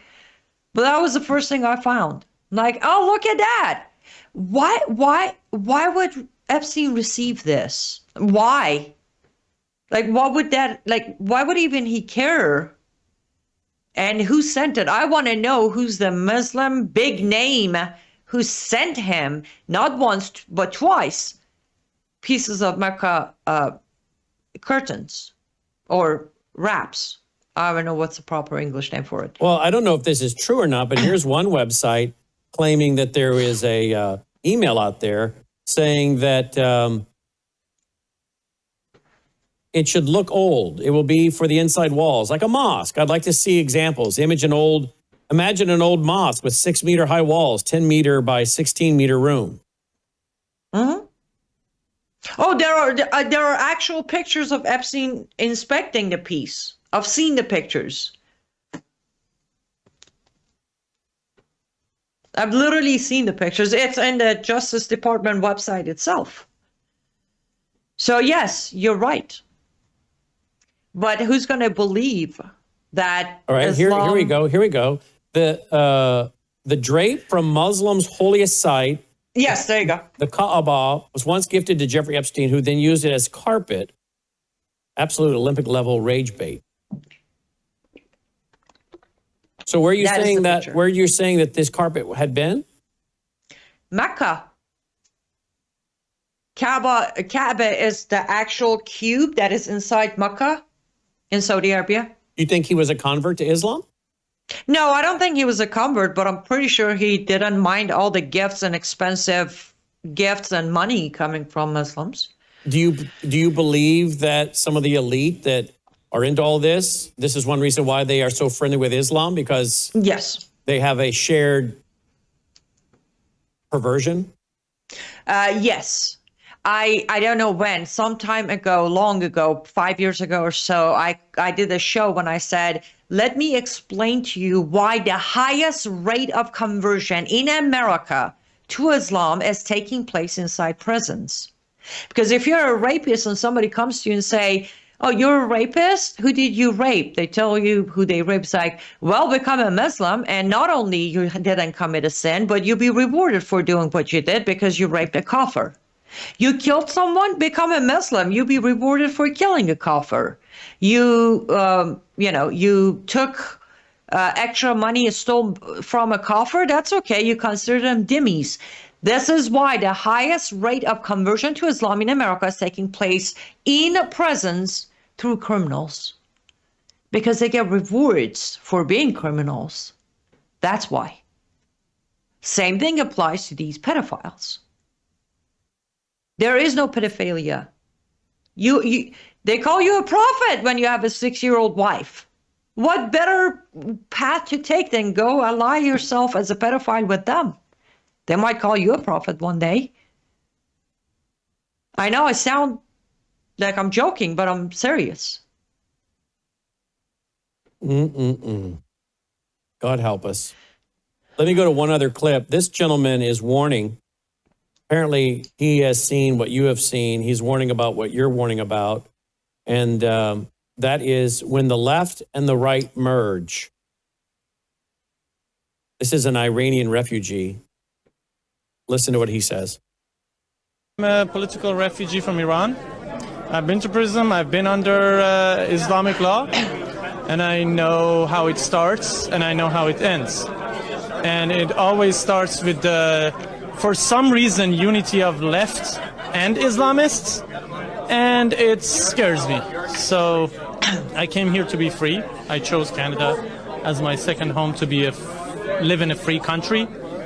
And I'm beginning to get really scared because the way things are going, it looks like they're going to basically appease Islamists just to not raise any ruckus or something. They're just going to appease them step by step, and they're not going to stop. They see it as a sign of weakness, so they're going to take more and more, and I'm against that. I believe Canada should be free, and freedom of speech is something that nobody can take. Obviously, that's what you've been talking about, right? Red-green axis, yes. And now he says he doesn't know, and I understand not everybody digs enough. He doesn't know why it's always an alliance of Islamists and left. But the reason is that, first of all, they have a common enemy, which is freedom. And they also have common tactics, which is fear chaos, blood, threats, rape, murder. That's why it's always Islam and left. Lack of values. Well, let That's why they're alive. me go to a book that has just been completed and it's about to come out. And it's written by none other than our broadcast partner and friend, Anni Cyrus. If you'd like to go ahead and pre-order a copy, here it is right here. It's available come May 5th, but you can do a pre-order right now at liveuptofreedom.com, liveuptofreedom.com. The Architecture of Jihad, inside the ideology, law, and global structure driving Islam's multi-front expansion. There it is, right there. You can get a pre-order at liveuptofreedom.com. Tell me a little bit about it before we let you go, Annie. Sure. Well, before I do that, I should thank you because you gave me such a wonderful and kind and encouraging advanced praise that with your approval, we decided to go ahead and use it as back cover praise. So thank you for that, Brannon. You're welcome. Thank you for taking the time to read the pre-published manuscript. This book has 11 chapters. 10 chapters are the 10 different faces of jihad. Most of the time when we say jihad, especially in Western countries, everybody's like, everybody pictures Boston Marathon bombing, September 11, the Paris train. And then a smaller group will think of, they're taking over by immigration. And then a little bit more educated on the topic would say, yes, they're infiltrating our politics by running for offices. And pretty much we end there. So I decided it's time for those who are interested on learning and knowing the truth to get to know the entire 10, not 3, but the 10 faces of jihad. And the book goes from Muhammad time, how Muhammad used it, how historically it was used and modernized into what we face today as more of a modern forms of jihad. Of course, as you know, I like to show receipts, so it's heavily noted, heavily documented with lots of examples. And I'm very honored that the book was forwarded by the godfather of counter-jihad movement, Dr. Bill Warner. And as he phrased it, it is by far the first book that not only talks about jihad and the problems, but at the end of every chapter, I offer practical countermeasures for everybody to be able to reverse the damage that was done without having to be powerful, wealthy politician. Everybody can apply those countermeasures and help us reverse the damage of Islamization and conquer of our country through jihad. Wow. Logan, can we play one of the clips, one of our AI clips for Annie? As you know, Annie, I've been talking to you about it as well. We're using the AI to make images. Last night on my Bible study, where is that computer? I can plug it in and show you. Last night on my Bible study for the book of Daniel, Daniel chapter 2, if I can grab this. I spent quite a bit of time, about an hour, maybe a little more than an hour, asking AI to make me some graphics that I could put in my Bible study last night, trying to tell the story of Daniel going before the king. And in my lesson last night, I'll show you a couple of the pictures I came up with. I had to talk to the software program and tell it what I wanted until I got it. You have to argue with it a little bit. So I finally got it what I wanted. So here's King Nebuchadnezzar lying in his bed, thinking about the future, and he has a vision or a dream of a statue, head of gold. We know that's Babylon, and it's silver, and it goes on from there. We, of course, have the different empires that came and went, which drives the skeptics and critics crazy because they happened just that way, and that's why they're always trying to drag the story of Daniel and this dating of the book 600 years in the future. Well, off of that artwork that I had AI develop, I said to Logan today, can you take that same artwork and you develop for me an image of the king seeing? And that's it. So all we did was take the pictures that I had designed yesterday and told Logan, now dump it into a piece of software and make this into images. There's what we would know as Shadrach, Meshach, and Abednego, and Daniel praying before he goes before the king, and they're asking the Lord to give Daniel the dream and its interpretation. Now take a look at this. This is what I had, okay? And then there's the king. Logan. Now I gave that picture to Logan. There is the king surrounded by. Look. Now Logan took that picture and just animated it. How long did that take, Logan? 1 minute. 1 minute. Wow. Now, we are going to continue doing this as I teach through the book of Daniel, but I've got the guys now going back through my 53 hours on Revelation, and they're going to do this as I'm teaching through the book of Revelation and begin to show you the rise of the Antichrist, the mark of the beast, the opening of the seals, the hail coming down out of heaven, all the things that are described. And we're going to be able to put this in there and really bring this to life for a whole group of people. Here's the image I came up with yesterday. I told the system, build me a picture of the astrologers, the magicians, the sorcerers, the soothsayers sitting, waiting to be executed because they couldn't come up with the dream or its meaning. And he says, I'm going to turn your homes into ash heap, which in the original means into a dung pile, maybe a public outhouse. Logan, I don't know if you got yet the image, but he'll make that into a image as well. But it's quite fascinating, folks. Quite fascinating. Here's Daniel talking to Arioch, the captain of the guard, who was sent out, his men, to collect all the men of the court, the counselors, the soothsayers, to execute them, to be ready. Daniel's like, hey, let me go in and talk to the king and ask for some time. And of course he did. He went in, he talked to the king to get some time so Daniel and his three friends could pray. And then he rushes back and says, okay, the Lord God has given me the dream and its meaning. And this is fascinating. And I bring all this up, Annie, because it goes to the point of we can either use these things for evil or use them for good, just like anything, right? Someone emailed me today and said, Brannon, keep doing that. That really brought your lesson to life. I said, okay, thank you. I didn't tell him what I'm telling you guys now. If you think the pictures are amazing that we're developing in a matter of minutes for my Bible study, and these are unique to us because I told him what I want it to look like. He would get it wrong. The computer system would get it wrong. I would say, no, I want this. And I had to talk with it and get it to do what I wanted. These are unique to us. But if you think this is cool, I mean, wait till you see the full video footage that we're going to be putting together for Daniel, for Revelation. It's absolutely amazing. Show a little bit more while I get a response from Annie. Will you please, Logan?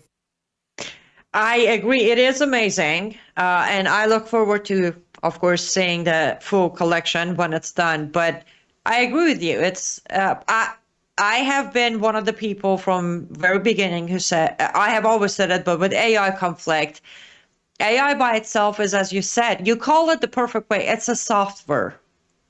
It's called artificial intelligence, but basically where does that intelligence come from?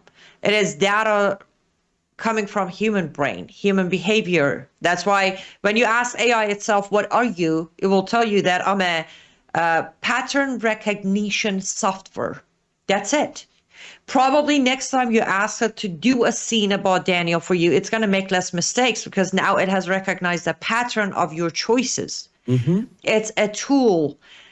Best when I was giving a speech on AI in Chicago last year as a keynote speaker, I literally started by asking the room that, do you really think guns kill people?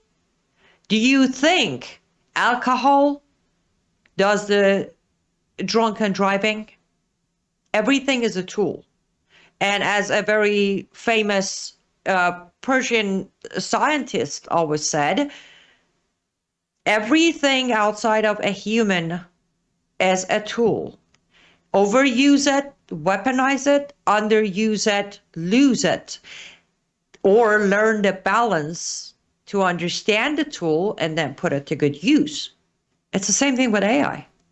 It's a tool. And I'm so glad you're using it. And I agree with whomever wrote you that email. When you give me a vision of the story you're telling me, I'm a human. My brain will understand it better. What would and they say? A picture is worth 1,000 words? Exactly. Exactly. Especially for, those of us who are newer, a vision, it makes it a lot easier to connect to.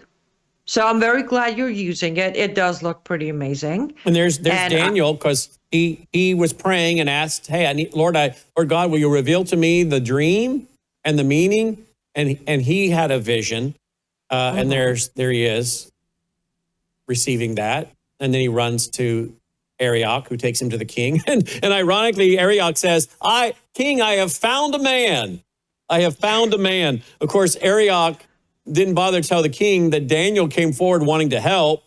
But, that's people are quick to want to take credit. Arioch says to the king, I found a man, and he happened to be among those from Judah, and which is a fascinating story. And Daniel, of course, didn't seem to take any slight in it at all. But then Daniel says, this did not come from me because I am so wise. I am not like the wisest person.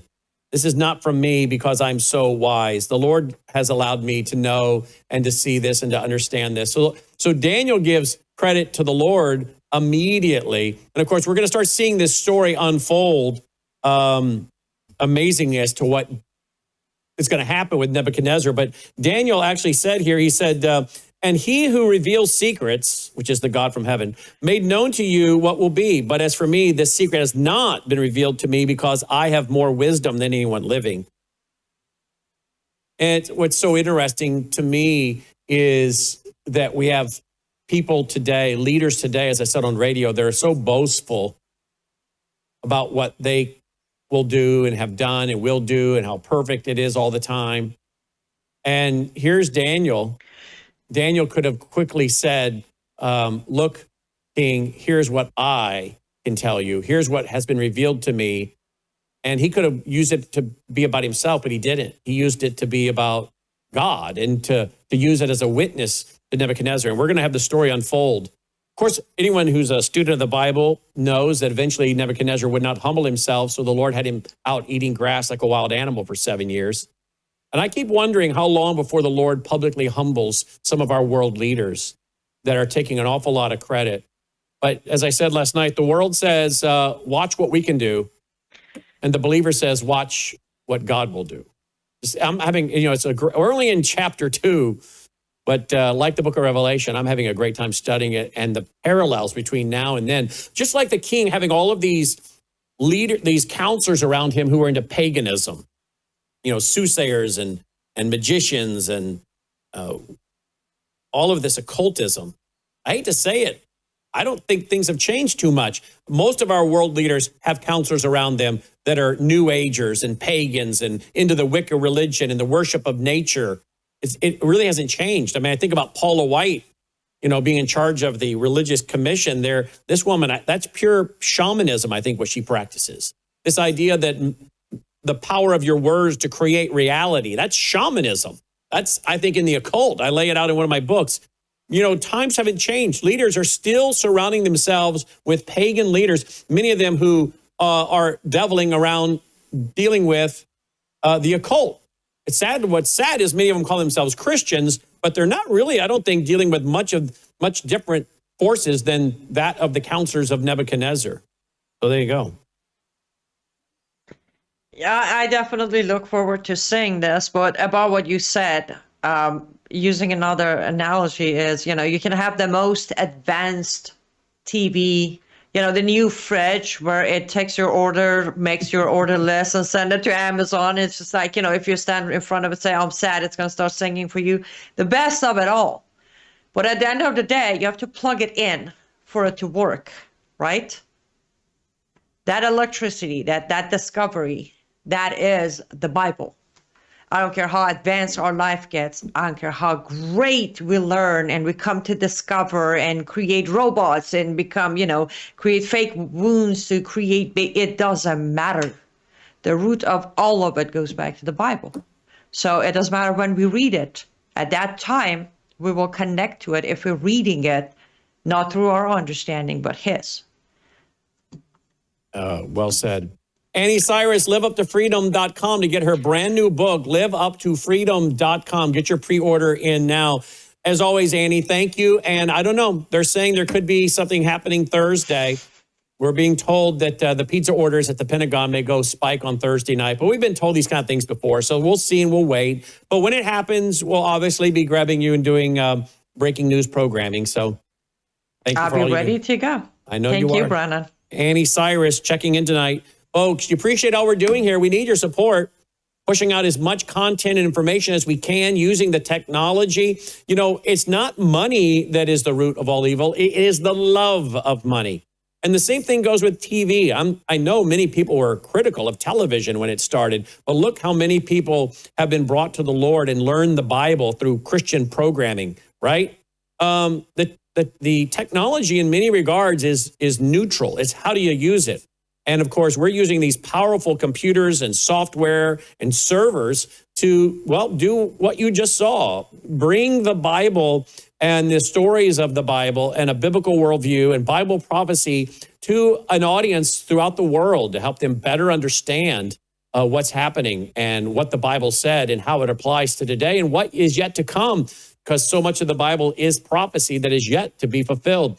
But if you know anything about any of this technology, it is super expensive. The guys today were calculating how much all of this costs, because every time we run these, we have to buy credits to run them. So it's not cheap to do what we're doing. And we're going to keep being involved in cutting edge technology for the good. And we appreciate your support so we can do that. Very exciting what's coming, folks. I look forward to having the book of Daniel animated like a movie with this imagery to help you better understand the Bible prophecy. We're going to go back and do this with the teaching I've already done, the 53 hours on Revelation. But if you appreciate it, we need your support. Worldviewfoundation.com, worldviewfoundation.com. Thank you for your support. When we come back, we have sent our reporter on the ground in Israel, Aharon Levarko. He's also a licensed tour guide of more than 30 years. We have sent him out to bring us another set of tours, video tours. Caesarea, is that where he went this time? Oh, you got to stay tuned, folks. How many networks do you know of that have a reporter and Messianic Jewish Christian Messianic Jew on retainer reporting to them and doing personal biblical Holy Land tours? How many do you know? I'll wait for the answer. I don't know. Maybe CBN, but I don't know of many that do.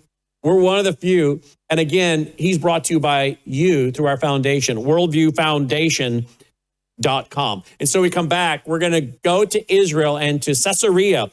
4 video tours turned in this week by our reporter and ministry partner, Aharon Levarko. You got to stay tuned for that. We'll be right back. We live in uncertain times. In fact, we live at a time when our own governments all over the world are warning us that there could be big problems with our power grid. World War III seems to be right on the horizon. Let me ask you this. Do you have a satellite phone? Should communications go down with cell towers? Do you have a satellite phone to get a hold of that college student or your spouse who travels, whatever it might be, to get a hold of your senior adult parents? We have satellite phones at worldviewtalk.com, and you get the satellite phone for free when you sign up for their very reasonable payment programs for the service. Sign up for the service with a reasonable contract, get the satellite phone for free. Worldviewtalk.com. You'll also find they have, well, what I now have, which is a solar generator. Yeah, I have a gas generator, an LP propane generator, but what if that goes down? I want to back up to my backup. So I now have a solar generator as well. You'll find them at worldviewtalk.com. Check it out today, worldviewtalk.com. Shalom everyone, this is Aharon Levarko speaking to you on behalf of Worldview Television and Radio, and I'm here at the ancient port maritime city of Caesarea, and I want to talk about Caesarea and Christianity and the connection. To begin with, I want to start off with the world at the time. We're talking about 2,000 years ago. We're talking about the period where the Romans took over this land. In 63 BC, Pompey declared this as part of the Roman Empire. And so they started to build places and they started to build cities. Here behind me are remains of some of the artifacts that we have found. A lot of relics, a lot of things. For example, here you have busts. You have here, actually this one is from a little boy holding a sheep on its shoulders there. Then you've got some people here, and of course the chopped off heads are a testimony usually of conquests. When people would come, they would chop the heads off. Probably this is when the Christians came in the 4th century, called the Byzantine period. These here were sculptures and statues of gods or people. Here is Bigfoot. And they used to what we call deify human beings. They would make them half men, half God, like a lot of the Greek mythological people like Zeus, Hercules, Charles Atlas, people like that. So especially during the Judeo-Christian periods and the world of the Judeo-Christians, they were against images and idols, so they would often smash them as a testimony of disapproval and conquest. Another part of the world here, especially the Greco-Roman world, are some of the structures that we've found here. And this is a massive, huge theater. And we're looking at some of the incredible building here. It's kind of an oval shape. And here you have the entrance and exits. These are called in Greek vomitarians. That's right, from the word vomit, to go out. The toilets also were called vomitarians. You have some secondary usage of stone here. Beautiful marble stone with decorative engravings there. The rest of the stone is, for the most part, sandstone. As we go out, and there in front of us is the Mediterranean Sea. That's the coast. And here we come into what's called a theater. Not an amphitheater. Amphi is a full circle. This is a theater holding up to about 3,000 people. Great acoustics. And for the most part, it has been reconstructed, but you do get some of the natural stones here, as well as some of the natural seating. You can see the difference between the old and the new, and the same down there. You've got natural and patched up stones as well. That was the stage. The theater was used mainly for entertainment, telling war stories, mythological Greek stories they would act out. This was all part of the Roman world at the time, because this was the center for the Roman soldiers. There was about 100,000 people living here 2,000 years ago. And of course, the name of the city is called Caesarea, named after the Caesar Augustus, or Octavian, which was one of his other names. So we're going to discover and explore more of the city, but it was here that Christianity really started to flourish, because we're at a crossroads here. You see behind me the Mediterranean Sea. That was what was called the ancient trade route called the Via Maris, which means the way of the sea. And that is the western border. So up in that direction is the north. So the sea right along that coast was the major trade route. along with the eastern one, which was called the King's Highway. And whoever controlled the trade routes really had a lot of power. And see, that's the main reason why King Herod built this city in the first place. He built a port, and that port controlled all of that Mediterranean Sea from down in the south, from Egypt, right up into the north to a place called Phoenicia, Tyre, Sidon, which is today's Lebanon. According to the famous historian Josephus Flavius, that port could hold up to 700 ships. 700, that's a mass amount of trade. Think of all the taxations and the levy that Herod could charge to every boat, every ship that would be coming through. So it was a great idea. And it was into this world, a very pagan, hedonistic world, that Christianity was born. It wasn't easy, because some of those idols and statues that you saw earlier bear witness to some of the beliefs that went on in the day. Some of the very focused on the material world, the body. And this was actually, this came from a lot of the Greek mythological figures like Narcissus, where we get narcissism from. The focus on the physical body. This is where they would participate in the gymnasium. You know, that word gymnasium comes from the word gymos, which means naked. The focus on the body.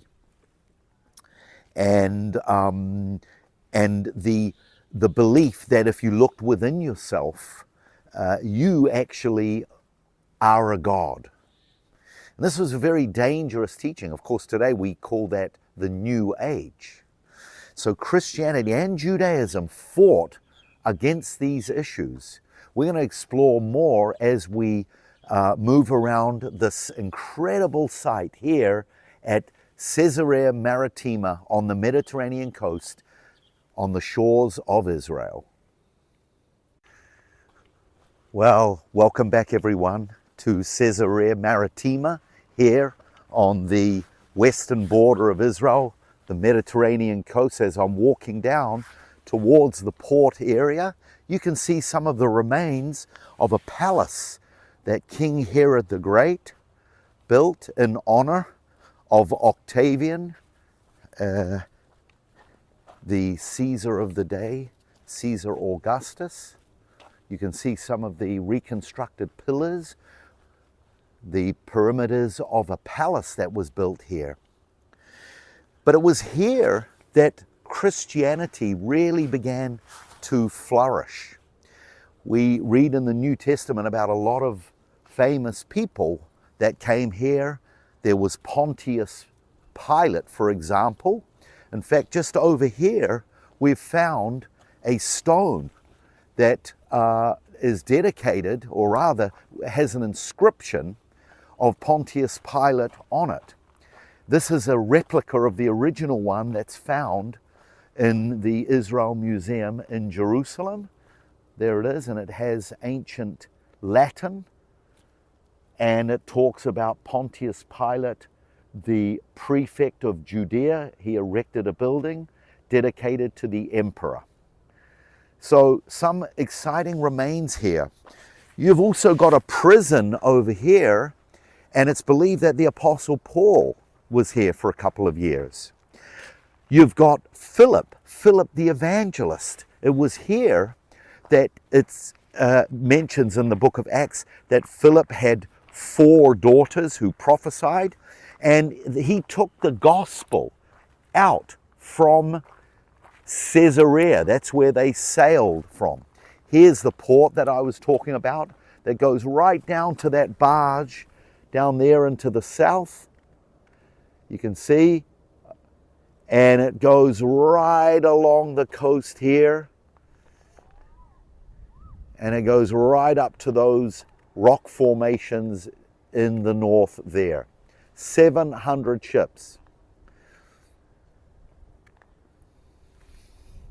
One of the key people that came to Caesarea was a man called Simon Peter. He had just had a vision about an hour's drive south in a port city called Jaffa. And he was told to arise and slay and eat these animals that he saw in a vision. And he understood that those unclean animals stood for the Gentile nations who were considered unclean by the Jewish people. So he comes here to Caesarea, and he meets with the Roman captain Cornelius, and he shares the gospel to Cornelius. And Cornelius is believed that he was the first Gentile believer. And it happened here in Caesarea. So Christianity began to spread. As I mentioned, Philip sailed off into the Mediterranean. Places like Malta, places like Greece, they all received the gospel from this place, Caesarea. But you know, it wasn't easy being a Christian at that period, and I'll tell you the main reason why. In that era, in that period, the Caesar, the Roman Caesar, he was considered to be like a god. He was, in a way, the equivalent of what Christians would call Lord. So when they called Jesus or Yeshua Lord, this was a direct affront on the authority of the Caesar, whoever the Caesar was at that time. And they were actually risking their very lives by calling Jesus Lord. So sadly to say, it was here in Caesarea that a lot of Christians faced their death. And in this place down here, you've got what's called a hippodrome. Now we're going to go down into that hippodrome, but actually where we're walking through here, this is believed to be the actual Praetorium area, the place where a man called Paul was brought. He was imprisoned.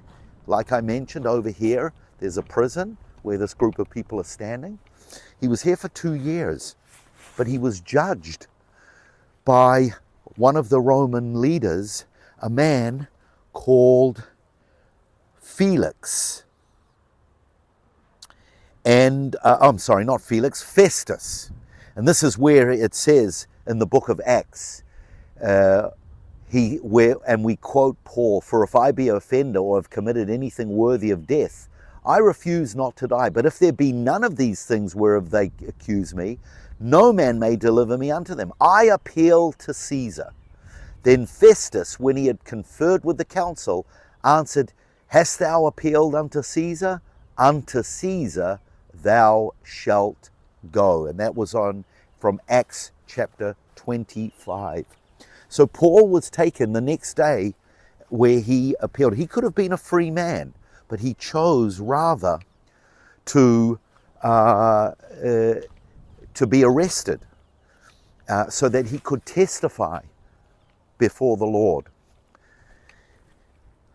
But really, Paul got off pretty light compared to what you think of some of the other Christians. And we read about these stories in books like Fox's Book of Martyrs, which talk about the horrific injustices and suffering at the hands of the Romans.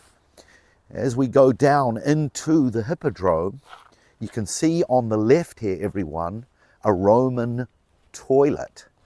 I mentioned that the Greek word is vomitarian. There is where you would sit down. You've got underneath, you've got drainage. So this is a 2,000-year-old outside Roman toilet. Drainage, as I said, it goes right out into the sea. As we come into the hippodrome was the place where they would race the horses, just like in the movie Ben-Hur. But what you've got in these places, you've got under the ground or under the seating, you've got places where the lions would come out, where they would feed on, or rather the Christians would be fed. You know, these poor Christians, you know, they had probably families, they had wives, they had children, they had their jobs, they had a good life maybe. And all they needed to do is, proclaim that Caesar is Lord, and they could go home. But instead they chose, as it mentions in the book of Hebrews chapter 11, they chose rather to suffer. Some were sawn in two. Some were killed by the sword. And it was in places like here in Caesarea that Christians suffered for their God and their Lord, Yeshua, Jesus. We'll pick this up more in just a minute. I'm standing here underneath a place called the Hippodrome here at Caesarea. The Hippodrome was a great place of entertainment, holding up to about 30,000 spectators, mostly soldiers. This Hippodrome was built for entertainment when the soldiers were away from their homes and from their family. As we go out to the Hippodrome, you can see the Mediterranean there, and you can imagine the cheering crowds. Here is the seating, the original, and you get some areas where they've been reconstructed, but they went all along there, and that side has been all destroyed along the western side, but you can see the seating all along here, the eastern side. And I came out of this place just here. This is where, can you imagine seeing lions being let loose to some of those Christians that were sent out in the middle here to be a sport, to be a part of the entertainment for the roaring crowds who really had, in many ways, low value of life back in those days. A very different perspective on the value of life. But Christianity in the 4th century began to flourish here. That's right. Caesarea became very well known and famous for a place of what we would call today apologetics, where people would study, and it became a place of great debate. You had, as I mentioned earlier, you're on the Mediterranean, and which was on the major trade route called the Way of the Sea, the Via Maris. So this was a crossroad for trade, a crossroad for history, a crossroad for religion, because you had the Jewish religion here who believed that they were God's chosen people. You had the pagan Roman world. They believed that people were chosen, and that if you looked within yourself and tapped into the gnosis, the knowledge that was in deep down within yourself, you would find out that you are a god. And then you had this new movement, religion called Christianity. And they believed that also they were part of God's chosen world and people. So it was here in the 4th century when Christianity began to flourish from a place in Turkey called Byzantine. That's where the Roman emperor at the time, Constantine, he wanted another seat of authority that would kind of parallel the West, which was Rome. He wanted one in the East. So he moved a seat of authority to a place in Turkey called, at the time, Byzantine. He changed the name to Constantinople, named after himself. That's today's Istanbul.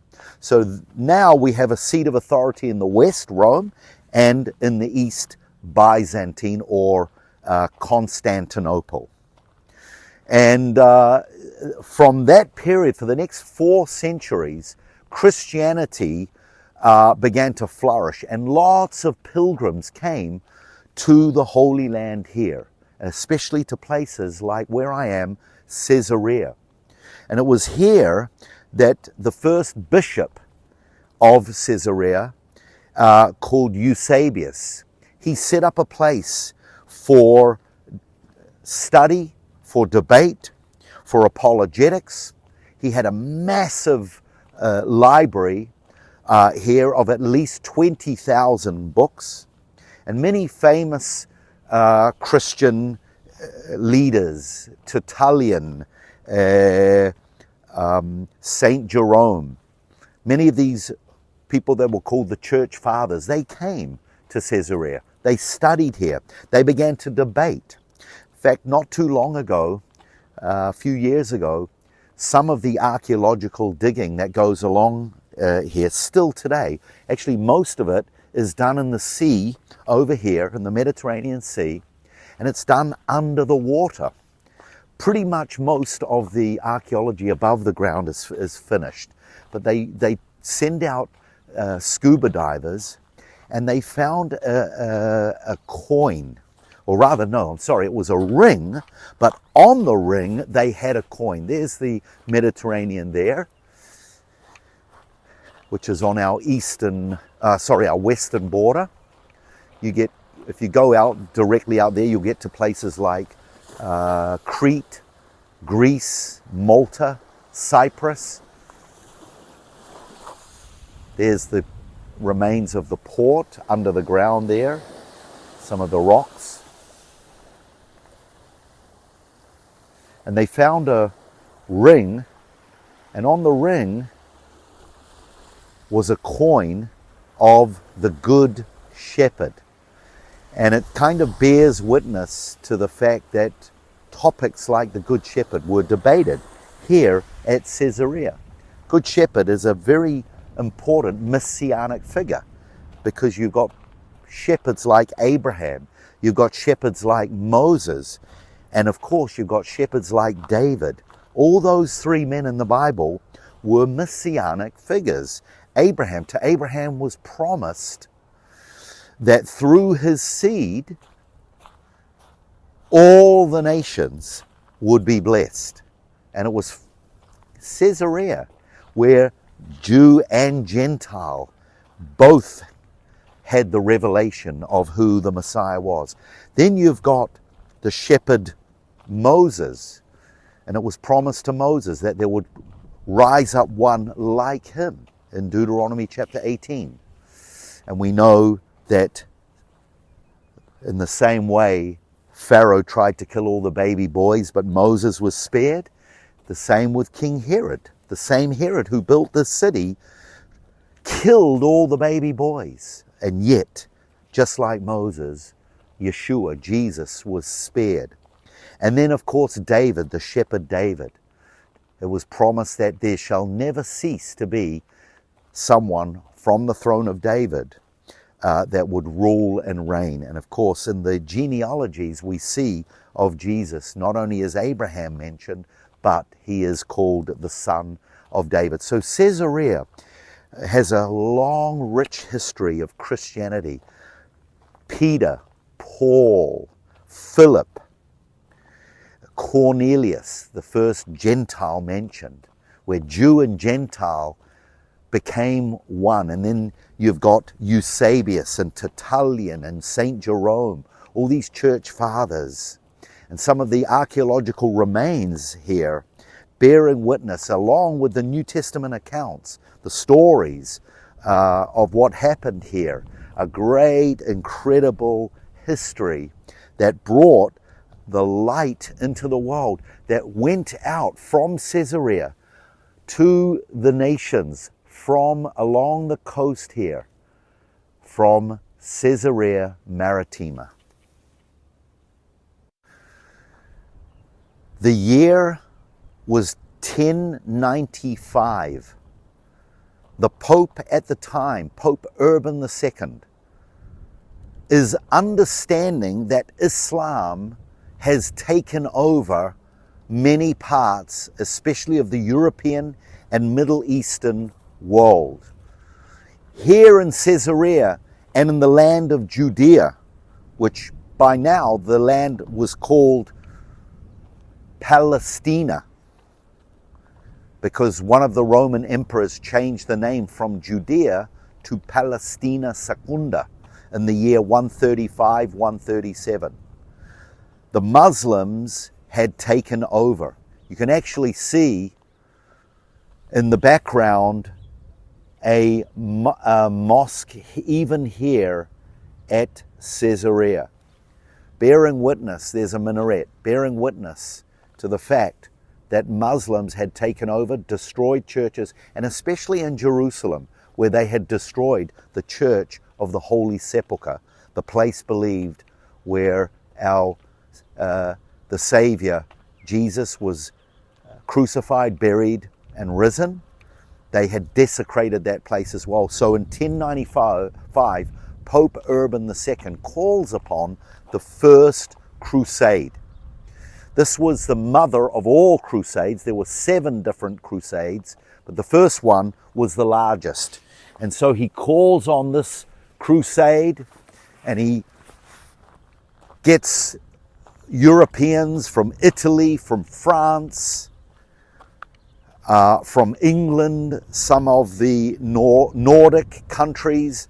They come on that first crusade and they slaughter and take over everyone in the land, and then they set up a whole lot of churches, a whole lot of places. And the Crusaders, they were masters of the sea.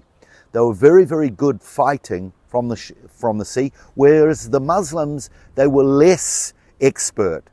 So the Crusaders built a whole lot of ports. They established and strengthened a lot of the ports. For example, over here, you've got a big special moat down here, and these walls go back about 1,000 years to that period. You notice how the wall, it's not a flat wall, it comes out, so that if you've got a battering ram, it takes the buffer, it takes the strength of the battering ram. So you've got a double protection there, and there are the walls from the Crusader period,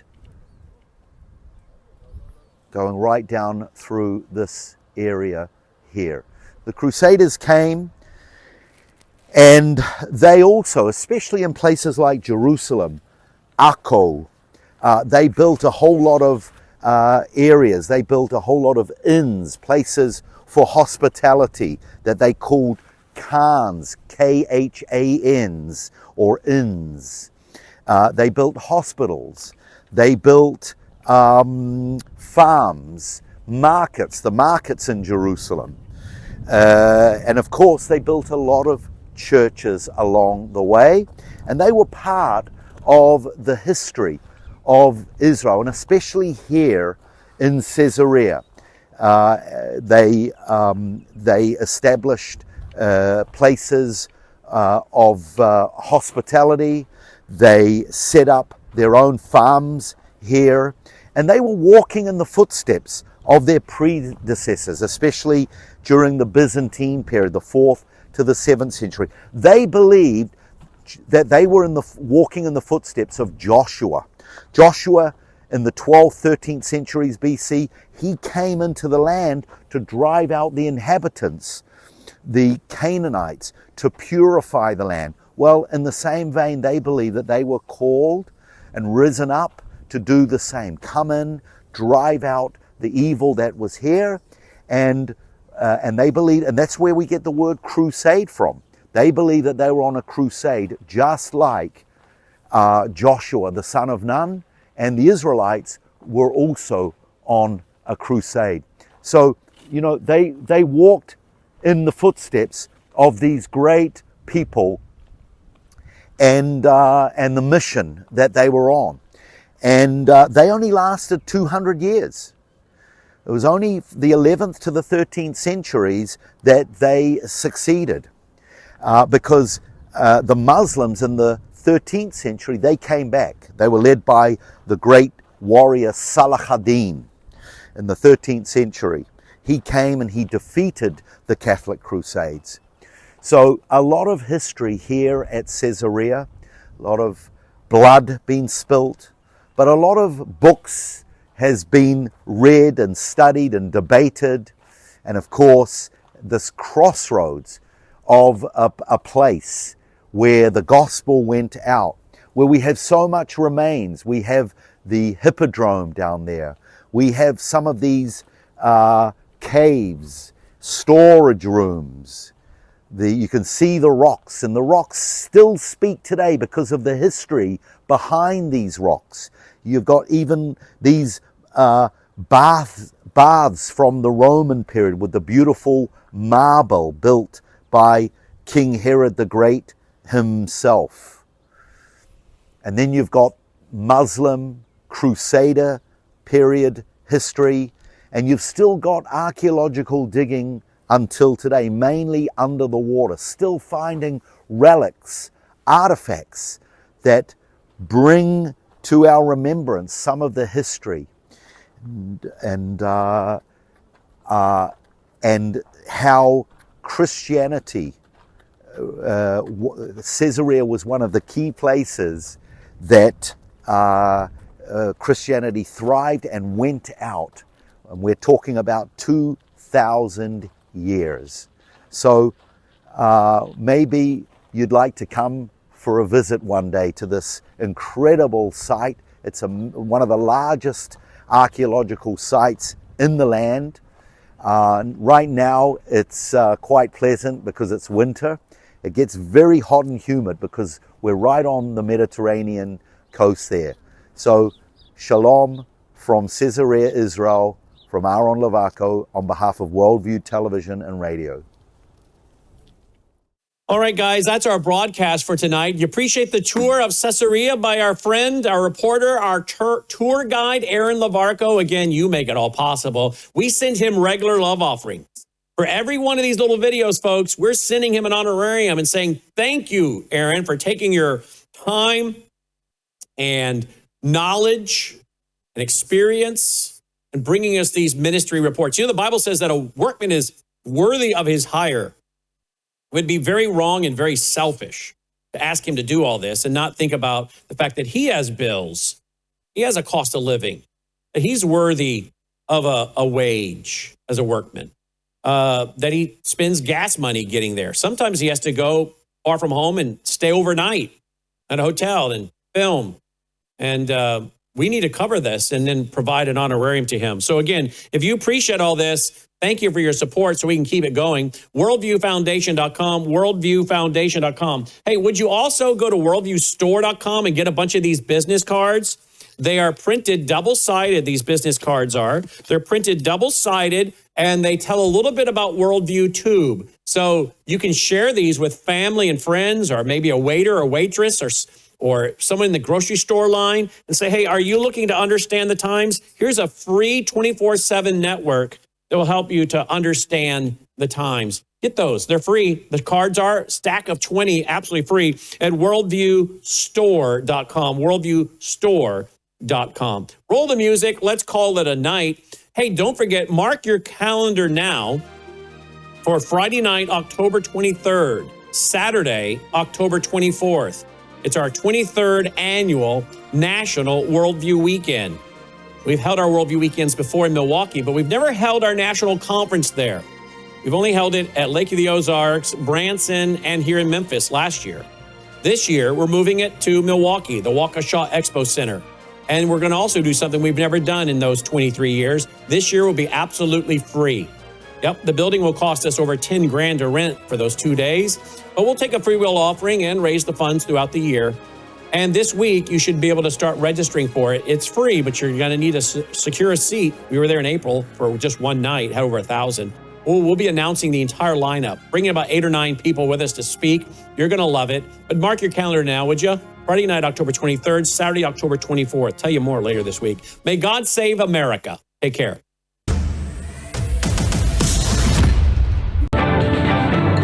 faith, spiritual values, moral issues, government, economy, education, work, responsibility. What we think about these depends on our worldview.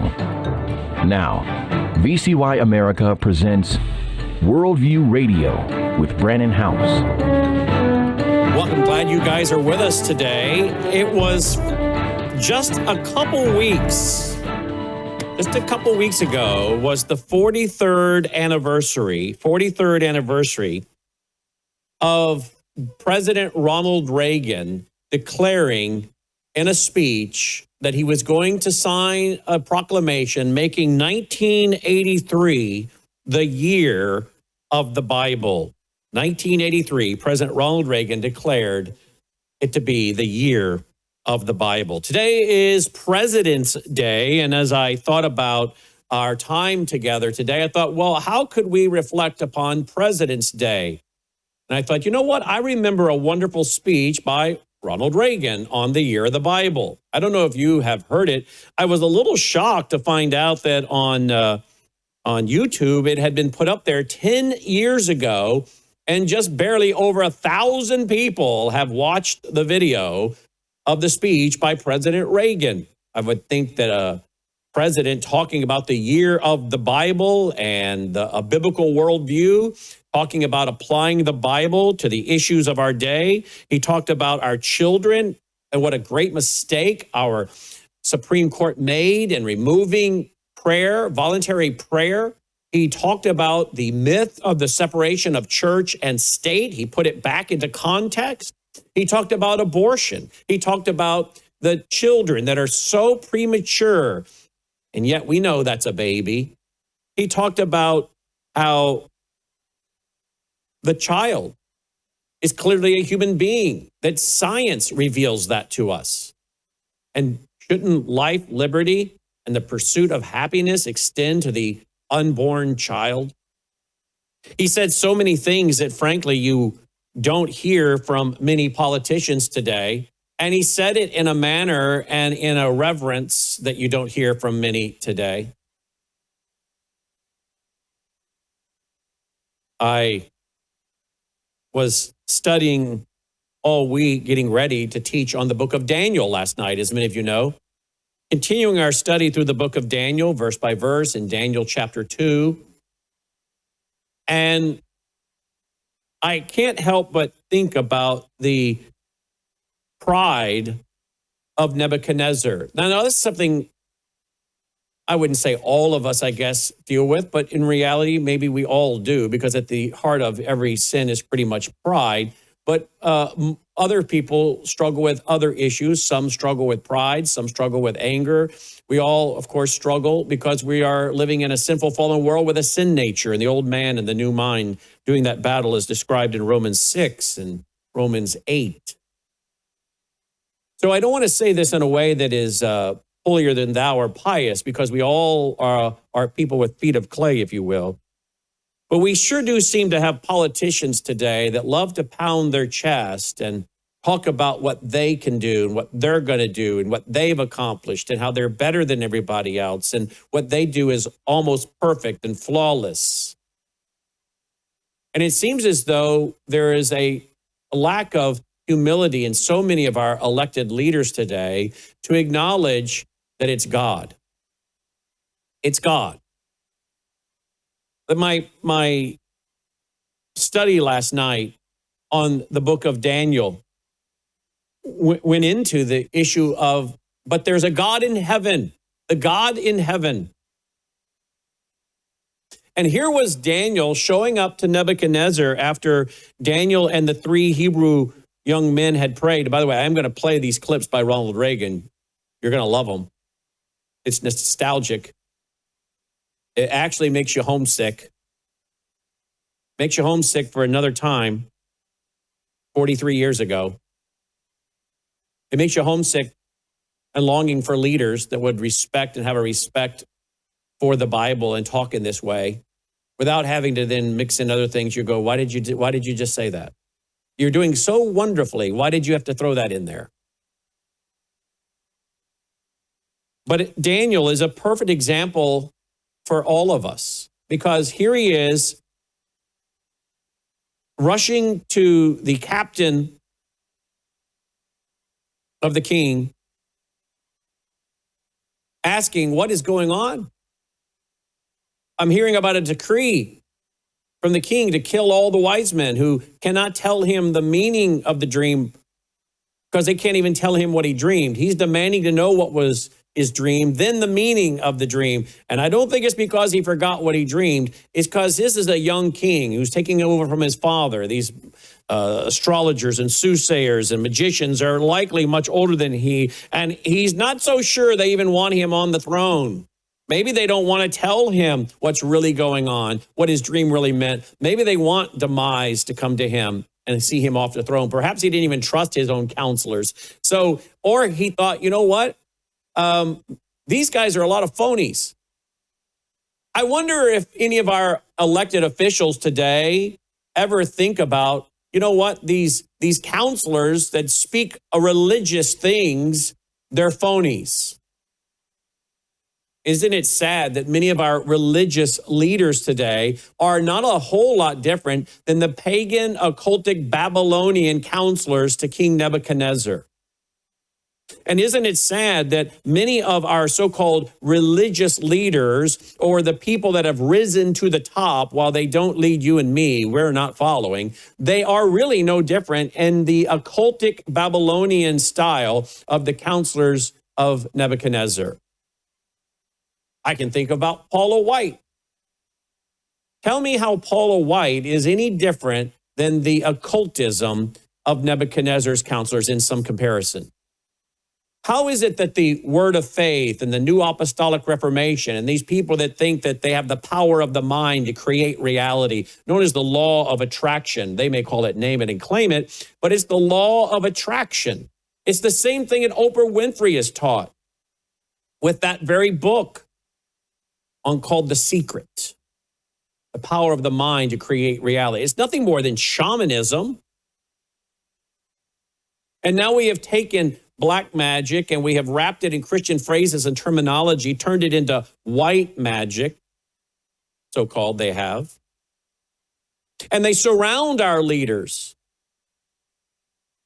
And I have to wonder, what is the difference between the leaders that surrounded King Nebuchadnezzar in Babylon and many of the counselors today who represent so-called Christianity? You put them in a bag and shake them up and dump them out, you're going to have a hard time telling the difference between them. The difference is the counselors of Nebuchadnezzar didn't call themselves followers of God. Of course, the term Christian wasn't around. The New Testament church had not been born. But today, they call themselves, oh, I'm a Christian. I'm an evangelical. And what they promote is nowhere found in the Bible, except for its condemnation. It's found nowhere in the Bible except in its being condemned in the Bible, what they're doing and teaching and saying. I was watching this video footage for obviously stated radio, it'll be audio, but it is a video. And I was watching this video footage of President Reagan delivering this speech back in January, I think it was January 31st, 1983, at the National Religious Broadcasters Convention, NRB, National Religious Broadcasters Convention, which, by the way, starts up here in another day in Nashville, Tennessee, about 3 hours northeast of me. And I have attended the National Religious Broadcasters Convention many, many, many times, going even as a junior high student to hear their wonderful concerts and choirs and orchestras and beautiful music. And then, of course, I've attended as an adult. I've attended the one in Nashville many times. My wife and I have. And I look at these guys that are sitting on the platform, and I recognize some of the faces. I recognize, sitting behind the president, several of the people sitting there.